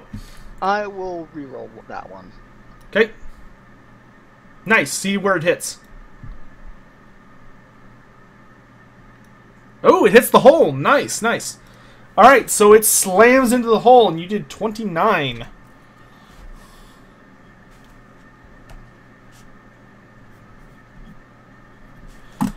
Alright, their ship lets out a miserable sound as it literally splits in half and starts to crumble apart. And the orc war boss with the gleaming gem shouts and slams his choppa and his feet on the ship a bunch, and you notice the beast suddenly reaches up and grabs onto just everything with its tentacles and is barely holding the ship together. But your ship does manage to pull away. Your ship's actually in fantastic condition. But luckily the orcs have really shitty shooting weapons and can't hit for crap, so... Yeah, it's great. I only have short range shots next turn. Why can I not rotate the stupid ship? Yeah, you only have, That's weird, I can't rotate the ship anymore. Hold on, wait. No, wait, no, I have 1 normal shot next turn. What the hell? Well, I don't know why I can't rotate the ship. I'm not sure what's doing. Let's see if I can make a copy of it and I can rotate that, maybe. Nope, I can't. All I can get is the regular move on it. Isn't that weird? Whatever, I'll deal with it later. Alright, I'll just keep track of whether it's on 1 side or 2 side. So we're going to the 2 side now. Alright, so your ship spins around, and the orc ship is clearly... So I can't turn anything now. I've messed up something. Okay, that's just fantastic. The orc ship comes careening towards you, and you can tell from the speed it's starting to pick up that this is a Hail Mary charge from the orcs. You're only going to have 3 turns to take this thing down. Or it's going to slam into you full force. Okay. Alright, you have 2 regular cannons and a single shrapnel on this side. That's all you get. And I think you're out of rerolls as well. Okay, so the... Alright. No, I have 1. So Okay, you have 1. Okay. But, okay, so the shrapnel got used up by the 2 crewmen getting my stick. No, you have 1 shrapnel and 2 regular. Oh, sorry. I thought I declared 2. Oh, maybe you did. In which case, roll a d10. If it's a 5 or higher, or if it's a 6 or higher. 3. Okay, so you get 1 regular and 2 shrapnel. Alright. Alright, fire the regular one. Oh, this could be it. This could be it. Roll, see where it hits. Oh, it hits the ship! Let me... Okay, math. Alright, with an almighty just explosion, you hit some critical point on the ship where there must have been something of interest, because the ship just, like, lets out this shockwave of an explosion from the center, and pieces go flying in all directions, and all of the orcs go tumbling off the ship into the ocean, and the ship just completely and utterly collapses. There's not enough tentacles in the world to keep this hunk of wood together. And as it starts to sink beneath the waves, however, you do see the orc war boss with the gem somehow managing to stay afloat, and you realize it's because he alone is being held up by the tentacles, and the beast starts moving towards the ship. This is what the shrapnel's for. You now have 2 cannons to fire before that thing's on top of you. I want to shoot the orc boss. You don't have to aim.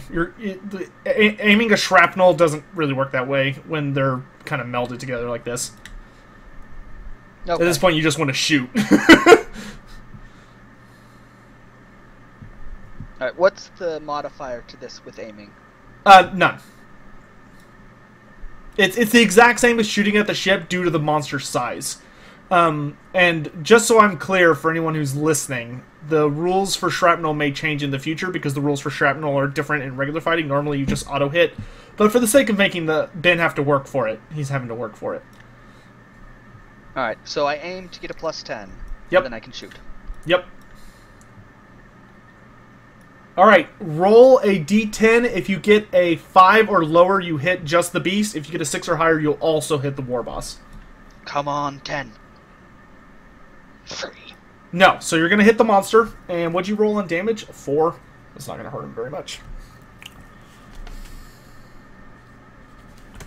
Oh, by the way, your stick has been retrieved and handed back to you. Yay! Alright, they're very close now. You have one more shot. Alright, this is at the +20.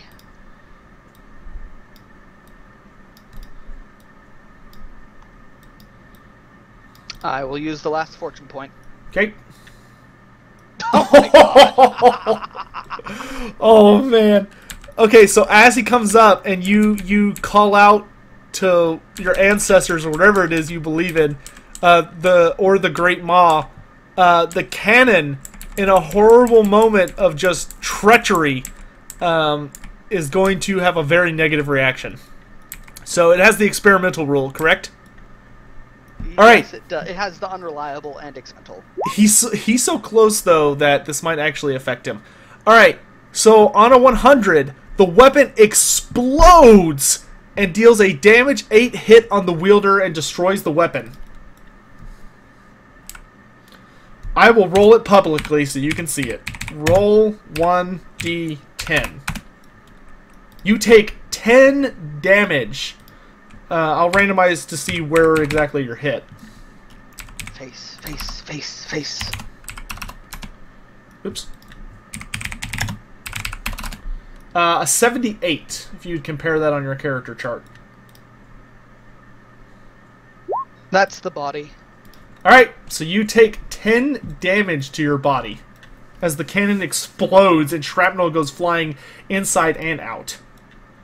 And I'm going to take an agility check for the important crew member. What's his face? Rasson. Yeah, he dodges. Alright, I have 2 hit points left. I'm going to have the ship take 2 damage. I'm going to have the ship take damage as well. Oof. 15 plus 8 is 22. And that did more damage than the orcs did. Alright, the entire ship just violently shudders as there's an explosion. What do you get knocked down to? I have 2 wounds left. Oh, you survived. Nice. Yeah, it was the guy. However, your trial is not over yet.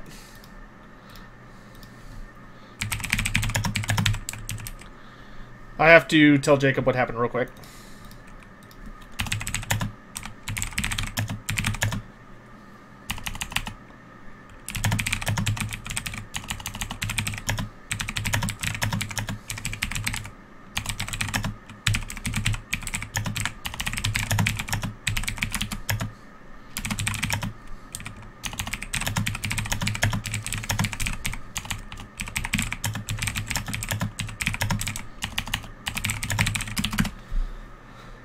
All right.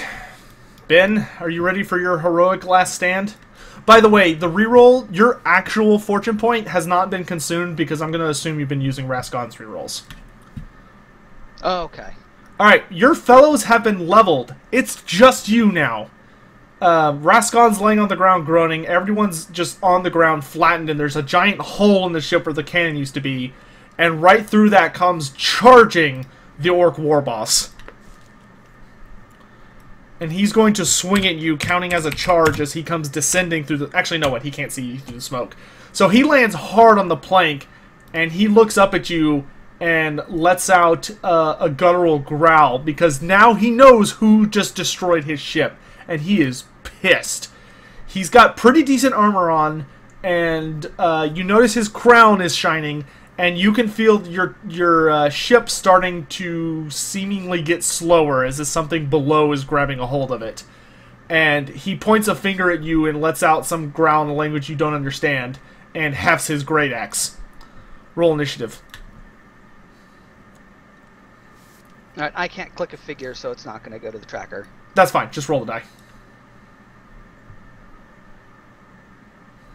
I just need to know if you're faster than him. 41. He got a 3, so he's at 29. Alright, you're up first. Alright, I will... He's deep into the... He's not near the big hole that just opened up. If you gave him a hard enough shove, you could, but he might just come back. Yeah, I'm just try swift attacking him then. Okay. You gonna aim for any particular... Remember, you can aim for particular parts of him, or you can just swift attack him trying to beat him to death. I am going to attack him, and because I have the thing where or the strike to injure that we switched to a location, I'm just going to aim all my attacks at his head. Okay, using the strike to injure talent. Okay, that's fine. Okay, so you won't take, I believe, there's a penalty to that, though, isn't there? Not that you decided, but we can add one if you want. 1 sec.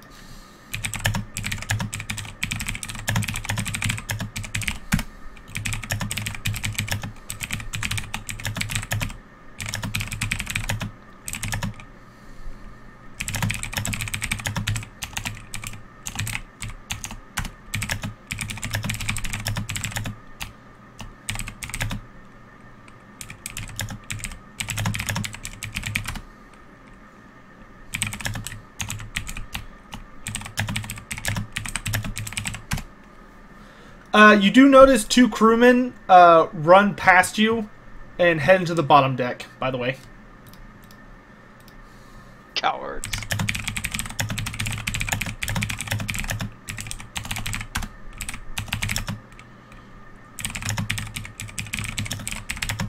Did you want to add a penalty to it? Yeah, just do -10.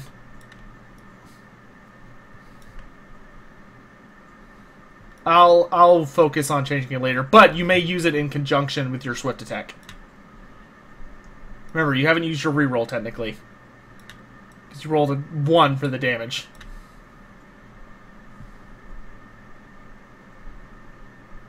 Okay, last roll. I'll reroll that. Okay. I don't need 3 critical failures in the day, please. Thank you. Alright, so your twig essentially comes swinging around and slams you to his leg, and he just kind of grunts, but doesn't even budge. And he'll swing back at you. He'll hit you.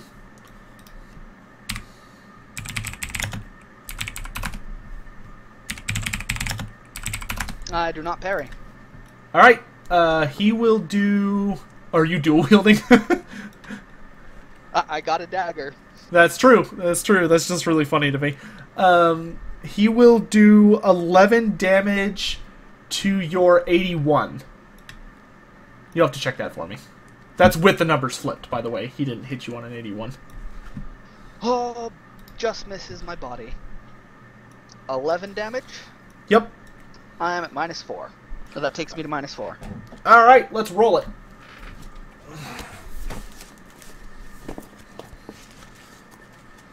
42. Where did he hit you? The leg. Which leg? The right leg. Which one is your peg leg? My right leg. So he hits your peg leg. No, Oh, my boy. left leg was my peg leg, because I chose it hoping it would get pierced. Yeah, so my right leg is my normal leg. Okay. And you rolled a Unfortunately. -4 and a 40 something. 42. 42.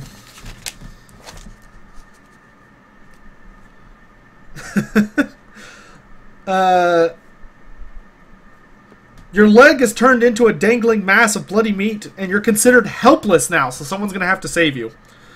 Blood loss is such that the victim has a 20% chance of dying each round until medical attention is received. You can try and fate point this if you would like, or you can just go down and hope you don't die. I'll fate point this. This seems slightly important. Alright, in a funny twist of fate, as the sea creature is trying to grab onto the deck, you sort of fall awkwardly, and just as the blow is about to hit your regular leg, it instead sinks into your peg leg and gets momentarily stuck. You can make a free opportunity attack as he is considered helpless as he's trying to yank his great axe out, so you get plus 20 to hit.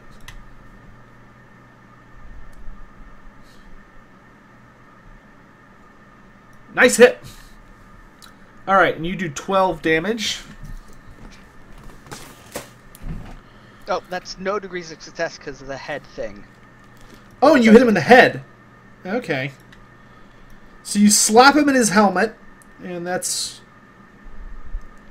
You did 12. Okay, so I'll knock him down to this. Alright, here's the critical part. Roll... You can either choose to roll a D100 or a D10, whichever you're feeling luckier with. If you get above the halfway point, above it, something cool will happen. Alright, D100. Sad face. 15. His gem does not shatter, though it does crack noticeably. Alright, it's your turn again, because that was an opportunity attack.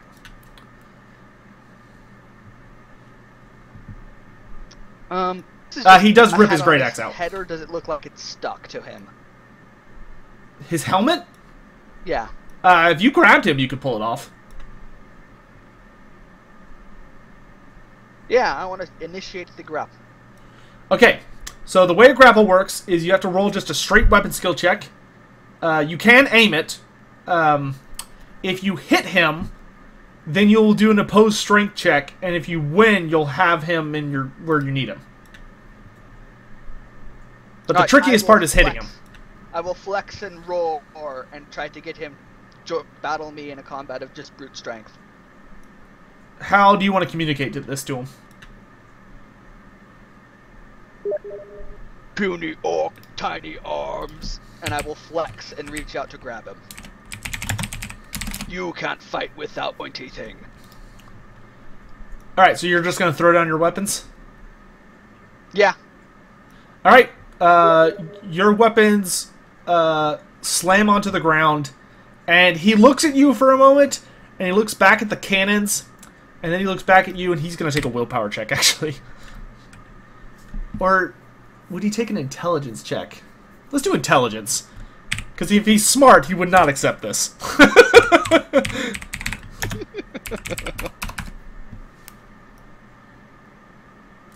Alright.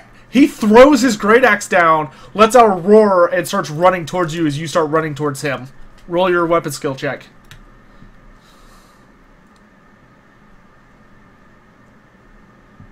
One of you is about to die epically.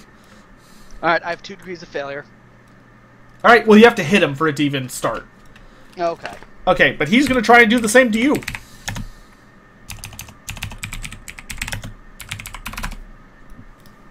He grabs you. Roll a strength check. Ooh, this is going to be close. You got 3 degrees of success. He only got... Yes. He only got 1. So you, as he wraps his arms around you and starts leaning backwards to, I don't know, suplex you or something, you slam your arms out and break his hold. It's your turn. Alright, I try to grab him.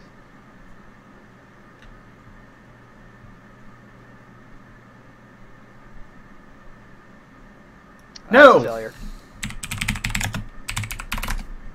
He fails to grab you as well, as both of you are slamming your fists into each other's arms and trying to grab the upper hand. And some of the people around you are starting to come too. It's your turn. If I don't use the aim, can I try to grab him twice? Or No. is it the same as... Okay. No. A grab is a special kind of attack. Alright, just double checking. We might change There that we one go. day, but not today. Alright, so you hit him. Roll a strength check. 1 degree. Alright, you grab a hold of him. You manage to pin him against you with one arm as he strains, his armor scraping against your gut plate. Roll a... so he's going to try and break free, and then you'll have your opportunity to take his helmet off, okay? Okay. He's going to try and break free. Roll an opposed strength check. Nope, you keep him tight! He wiggles and lets out a roar of frustration, but you have him. Alright, now you can either choose to damage him, or you can roll to force his helmet off his head. Roll to force the helmet off his head. Alright, roll an opposed strength check, though he will get a slight bonus as it's stuck pretty good on there.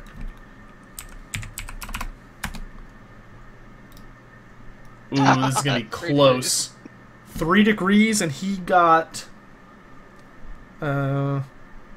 34, 24... Oh, you barely beat him!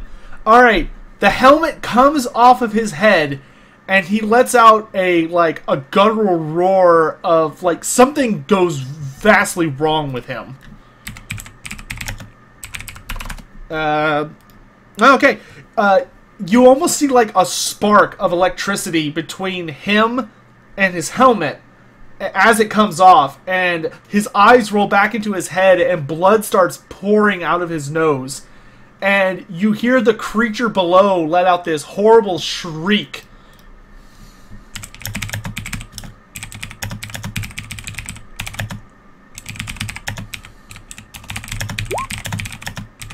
Margot will give a disturbed look at the helmet in his hand.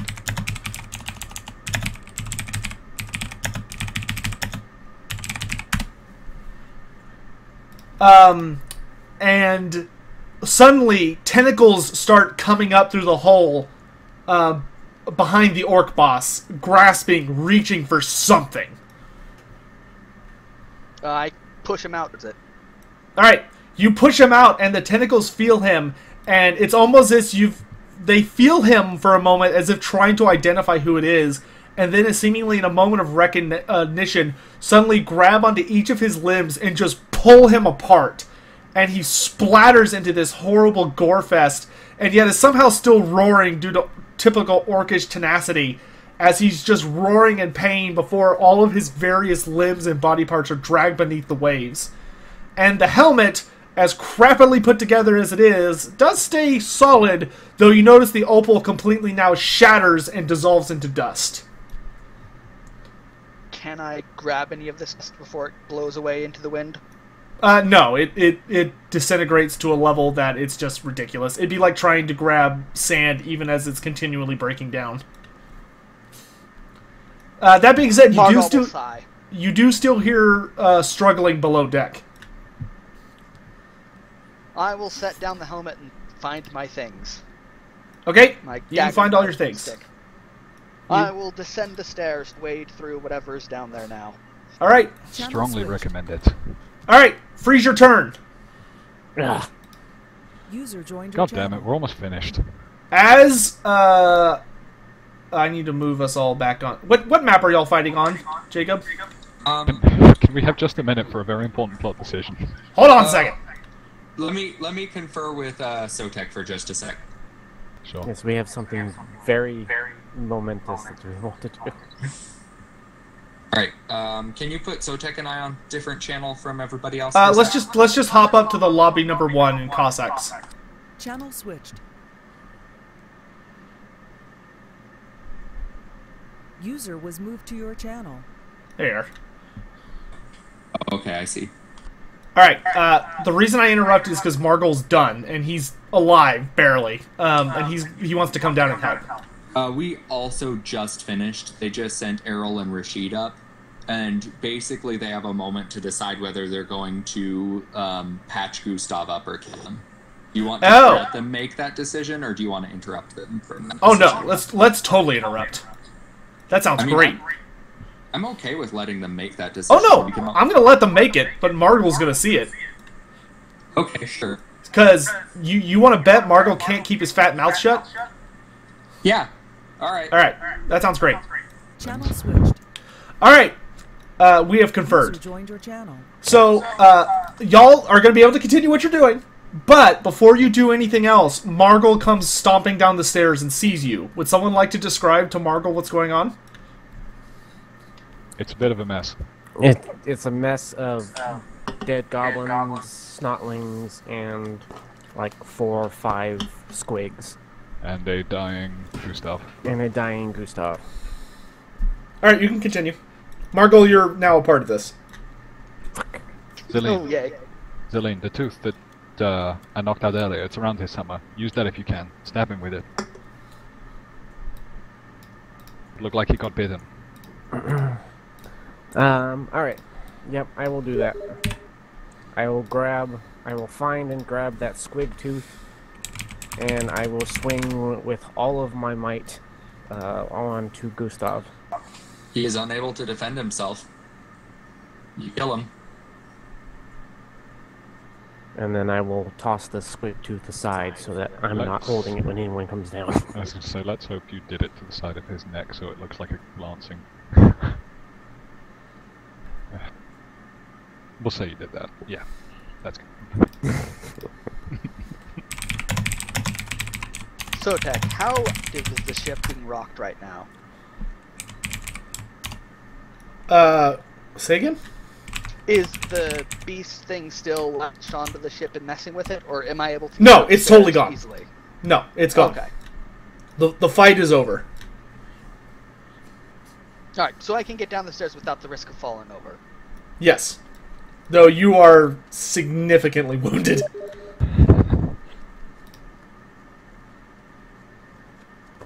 And I get to see Zeline stab Gustav. Yes, you completely witness that. You see cold-blooded murder. Yes, you do. Marigal, I'm so glad you've joined us. There's a hold full of dead greenskins for you to eat if you're so inclined. And if you can stay quiet. Is that a bribe? Absolutely. Are you interested? I walk over and pat Alyssa on the back. I had thoughts that you were one of them goody two-shoes. I'm glad you're fitting in now. And I will pick up a Noblar. Noblar. They're actually snotlings. Snotlings, Noblar, whatever. Big difference. Noblars are more dangerous. They all squish. That is true. They do all squish. There was one stuck on my ear and I swung my head so hard it flew off and died on impact with the side of the boat. As I chew on this snotling, I will turn to Zeline. What he do? What'd you say? What he do? And I will say, nodding my head towards Gustav. He was a master at torture. Need I say more? He fixed leg. And I will Margol would have probably died at some point if it hadn't been for Gustav. Oh man. I will look at you, Margol, and say, justice needed to happen here. I wasn't going to get it any other way. Alyssa, you start hearing activity as people are starting to work their way down the ship looking for any surviving greenskins. I will yell up the stairs. Who healer here? I will stay very quiet because I haven't advanced that far in my career yet. After a few moments, God, who's another ship person that I roleplay as? Goodness, I'm trying to remember. Barnabas, there we go. I can bring Rescon down. Barnabas is fine. Rascon is out cold. Oh, okay. Rascon got rocked when the cannon exploded. Because there is Laszlo alive by any chance. Probably. Nobody killed him in mine. Shit, damn. In any event, I think the only deaths were Rashid and Gustav. And there were some. From a ballista. There were a red shirt. A red shirt got killed up top. Burkhart died. oh, I liked Burkhart. Too bad. He was the person whose name I saw first. Yeah, Jacob killed Rashid. I liked Rashid. Burkhart was very unfortunately lucky and got killed by a stray spear chucka shot.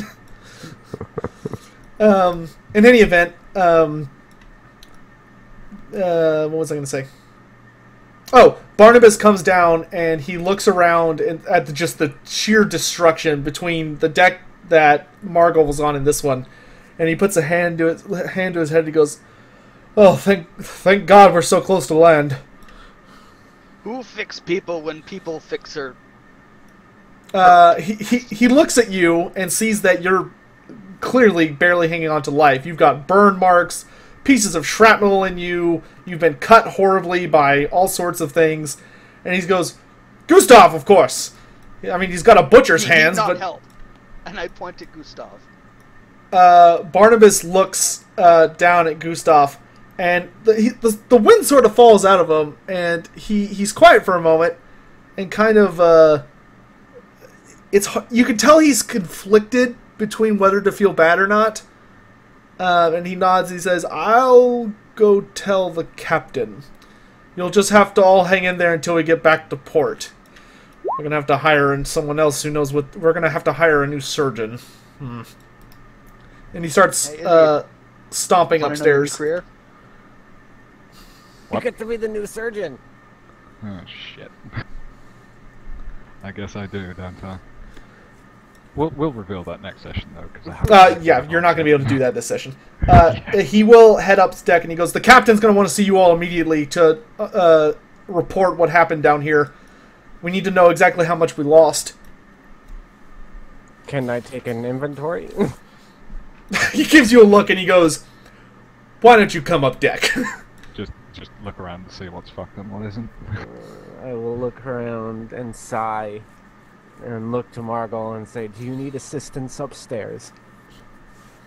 I will look at my peg leg that has a big chunk missing out of it. Margot, I think you make it. It's definitely about to give way at any second. I will move over, even though I'm not much. I will kind of prop myself up against his side where his peg leg is about to break. Alright. As y'all, Sotek?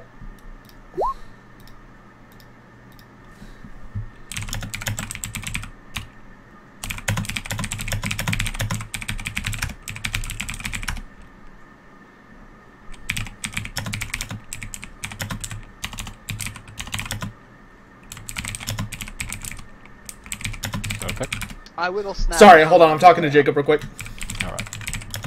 Say again, Ben? Okay.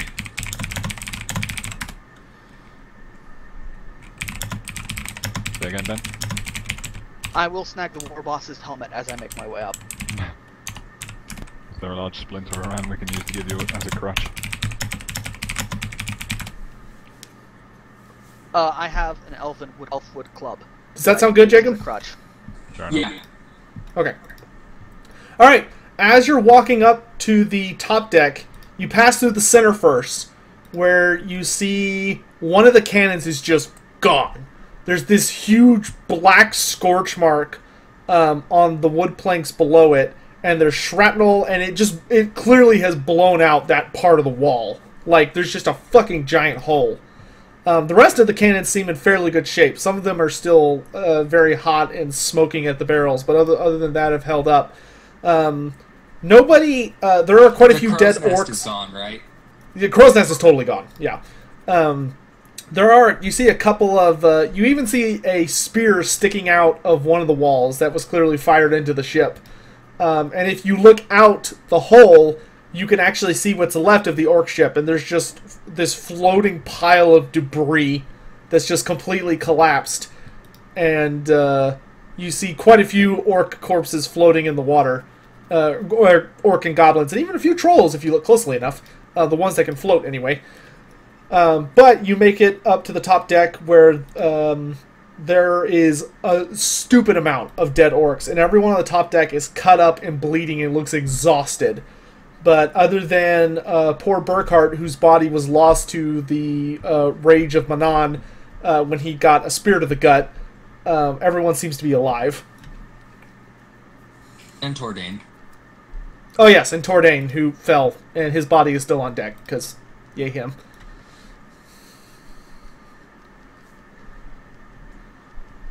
And we'll glance at Alyssa with her steel and faith and find gunpowder. No, gunpowder's awesome. Garg looks to be the only person who is, like, in a fairly good mood, but the captain is clearly distressed. The ship has suffered a ton of damage. Any other spots of deck damage you want me to mark? Anything happen below deck? Not really. to the actual ship's integrity. Then no. The sails are a little cut up from various projectiles that missed the ship, but other than that, they were fortunate. Most of the only war machine that consistently hit the ship magically was the squig launcher. So.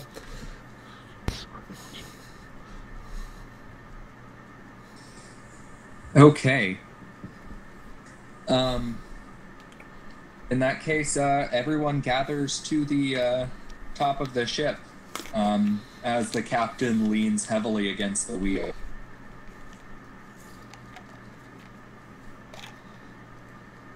But I get the feeling we had the easier part. I think we did. Oh, also, as you... the last thing I wanted to note is that when you walk past the hull, there's a massive great axe lodged in the wood of the deck that clearly was wielded by a very big orc, but of him there is no sign. Oh, that's right, he dropped his weapon. But you do notice that Marco is carrying a very... Calling it a piece of headwear is giving it so much undue credit. It's more like an assorted piece of random iron and a couple... You think you maybe see some gold in there? Like, maybe some random, just different metals just slammed together into roughly the shape of a giant head. Whether or not it actually offers protection is debatable. All right. The captain says, well, first to account, who all is among the dead? Somebody, Garg sort of nods towards the sea and he says, C8 Burkhart, shame. Garg would have appreciated. That's a good way to send off friend. Rashid and Gustav are dead. She looks up and she says, Gustav. That's unfortunate. How did he die? One of the bacon things with legs bit him. Barnabas will let out a low mumble. It says, squigs. Nasty creatures. Nothing but mouths. Yeah, the squids. He looks at you with, like, narrowing eyes and he says, squigs. Squid? Squig. Squeeg. Barnabas lets it drop after a couple people look at him, but he gives you a feeling that you're not 100% sure if he's going to spit in your food or not. And Laszlo gives you a piercing glance. It doesn't say anything. It's who? What? Laszlo. The Laszlo gives you a rather sharp look, but doesn't say anything. It gives me? Yeah. Okay.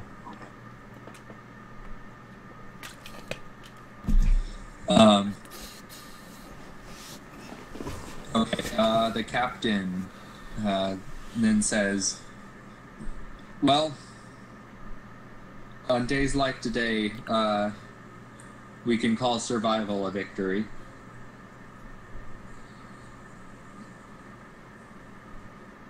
Crown. Marg'll have magic monster crown thing, but glowy bit dust. We're not entirely dead in the water. We can use the front sail and the and some of the oars through the hatches to limp back to shore. It won't be pleasant or easy, however, and we'll need to do a good amount of hiring once we return, as well as some repairs to be made. Is there anything else I should be aware of? Lost cannon. That person? Lost cannon. She looks up at Riscon. What does he mean? Riscon essentially tells her that one of the cannons seems to have misfired in all of the action and is unfortunately unrecoverable. I will also pipe up and say the squigs were able to get into some of our stores. I still have yet to take account. By Manon's left testicle, does anyone have good news? Marg'll blew up orc ship. And he will smile. Yes, I suppose that is. That is good, that they were the ones who got... And at this, there is a massive explosion below deck. Everyone take agility checks. Oh, for fuck's sake.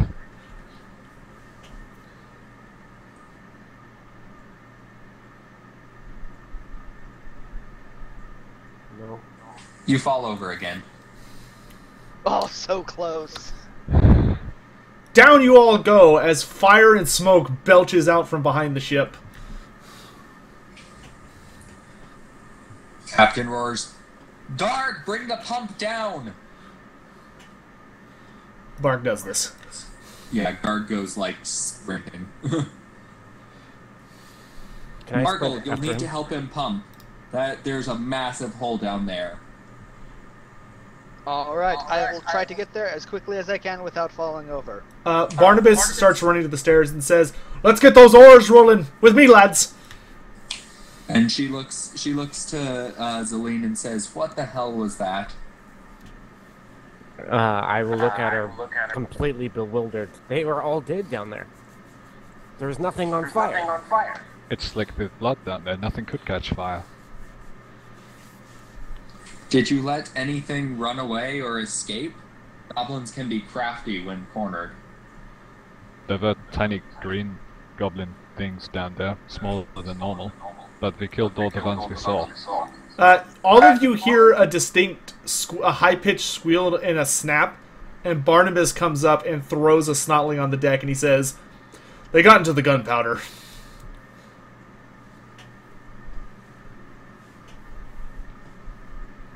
I am going to... I want to go as far below as I can and see what's going on. You see a number of snotling parts that have been added to the mess. It looks like wherever they chose their hiding spot may have backfired. And it looks like most of your manifest will modify it appropriately, but most of, like, basically your part of the ship is a massive hole through which water is pouring in, and Garg and Margle are just pumping it out as fast as they fucking can. Is there... This is gonna be stupid because I'm gonna fucking drown.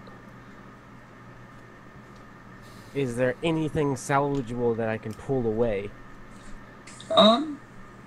Yes, there are a couple of crates in the back that seem to be at risk of ducking under the bobbing planks at the top of the hole at any second, but haven't actually escaped the ship yet.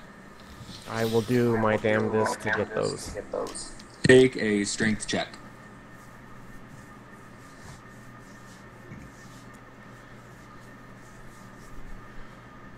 Holy shit, I passed. Yeah, you manage to free a couple of barrels and crates. We'll note that when we modify your manifest. And the ship, after several hours of mighty pumping, frantic oar rowing, and prayers to the gods regarding the one remaining sail, the ship limps into Sartosa. And that is the end of the session.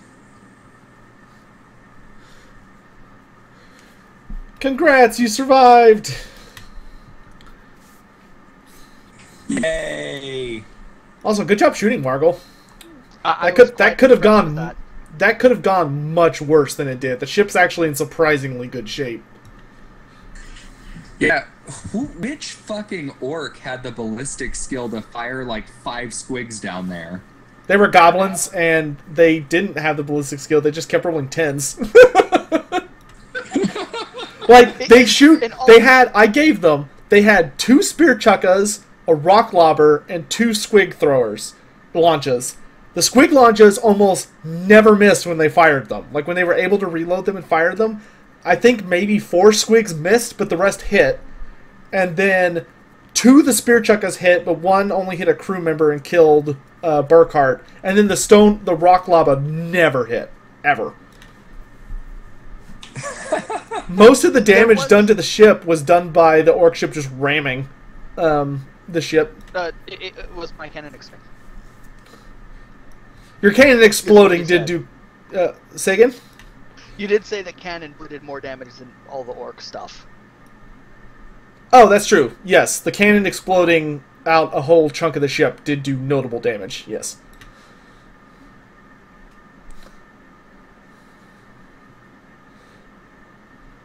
But they won. Margle also managed to slay the orc war boss, and In single combat. and got the sea beast to run away. I don't know if any of you, the rest of you, even knew there was a sea beast. Yeah, he said something about it when he came down. It was about to do terrible, terrible things to the ship until Margle managed to kill the war boss. Did we all forget that Tordane apparently died? Oh, no, I didn't forget. It just, you know, I've already moved past it. But I figured everyone none of should us were know. heartbroken. I'm more upset that he had that good quality axe with him when he died. That's true. I mean, his body's like right behind. It's just right squished. now. The axe is was the probably axe? fine. Yeah, the axe is probably okay. Nope, we can add that to the manifest. Alright, yep, that's the end of today's session, though. Margle managed to get through the ship-to-ship combat system, the improvised one, so hopefully he enjoyed it. He was firing like a champion. That was great. I was very happy that put 300 XP into ballistic skill the second you went, I just need to spend these because I saved them and never bothered during the week. And then you said, here's the rules for cannons, and I thought, ooh, let's add that all to ballistic skill. Yeah, like, he fought like a champion. Jacob, I need to borrow you for a moment. Yeah, we need to discuss. Yeah, Something. Sorry, we'll be back in. Channel switched. User joined your channel. They did really good. Yeah, they fucking brought it. Even And they- downstairs, like they were rolling like garbage, but they still managed to like bring it.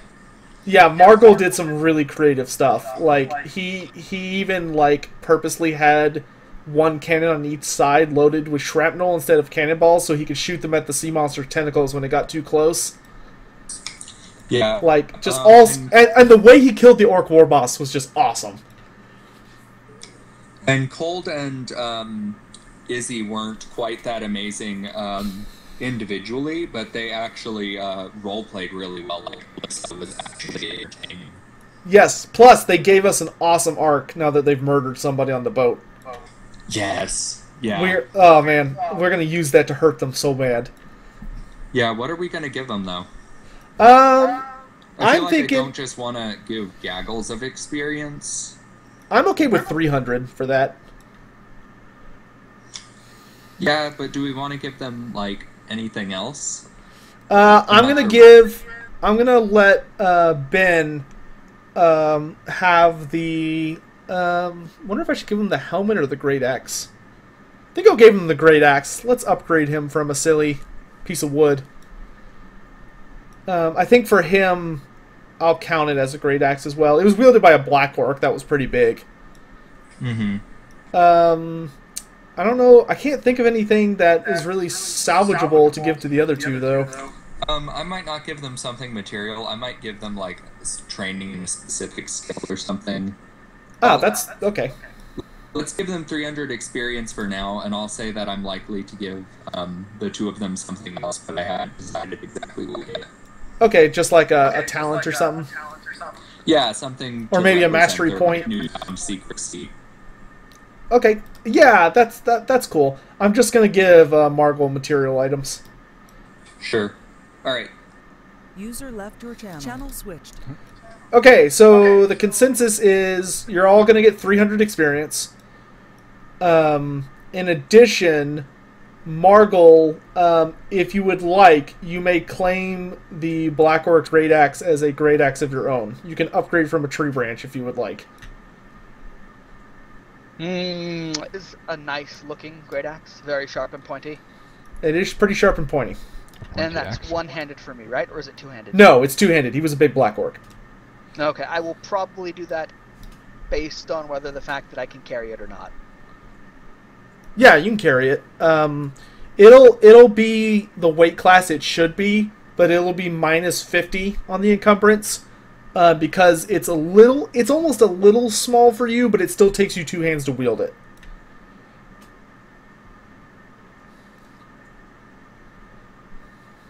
Okay, I still might not be able to carry it because I think it's more than half my encumbrance to carry a great weapon. We'll finagle it. Don't worry about it. All right. Also, I want to provide specific rewards based on some of the actions below deck, but they will not be experience, and I haven't decided exactly how we're going to work that out. So there will be a small additional reward for the two of you who are below deck. But I just need some time to consider exactly what it'll be. Thank you. Thank you.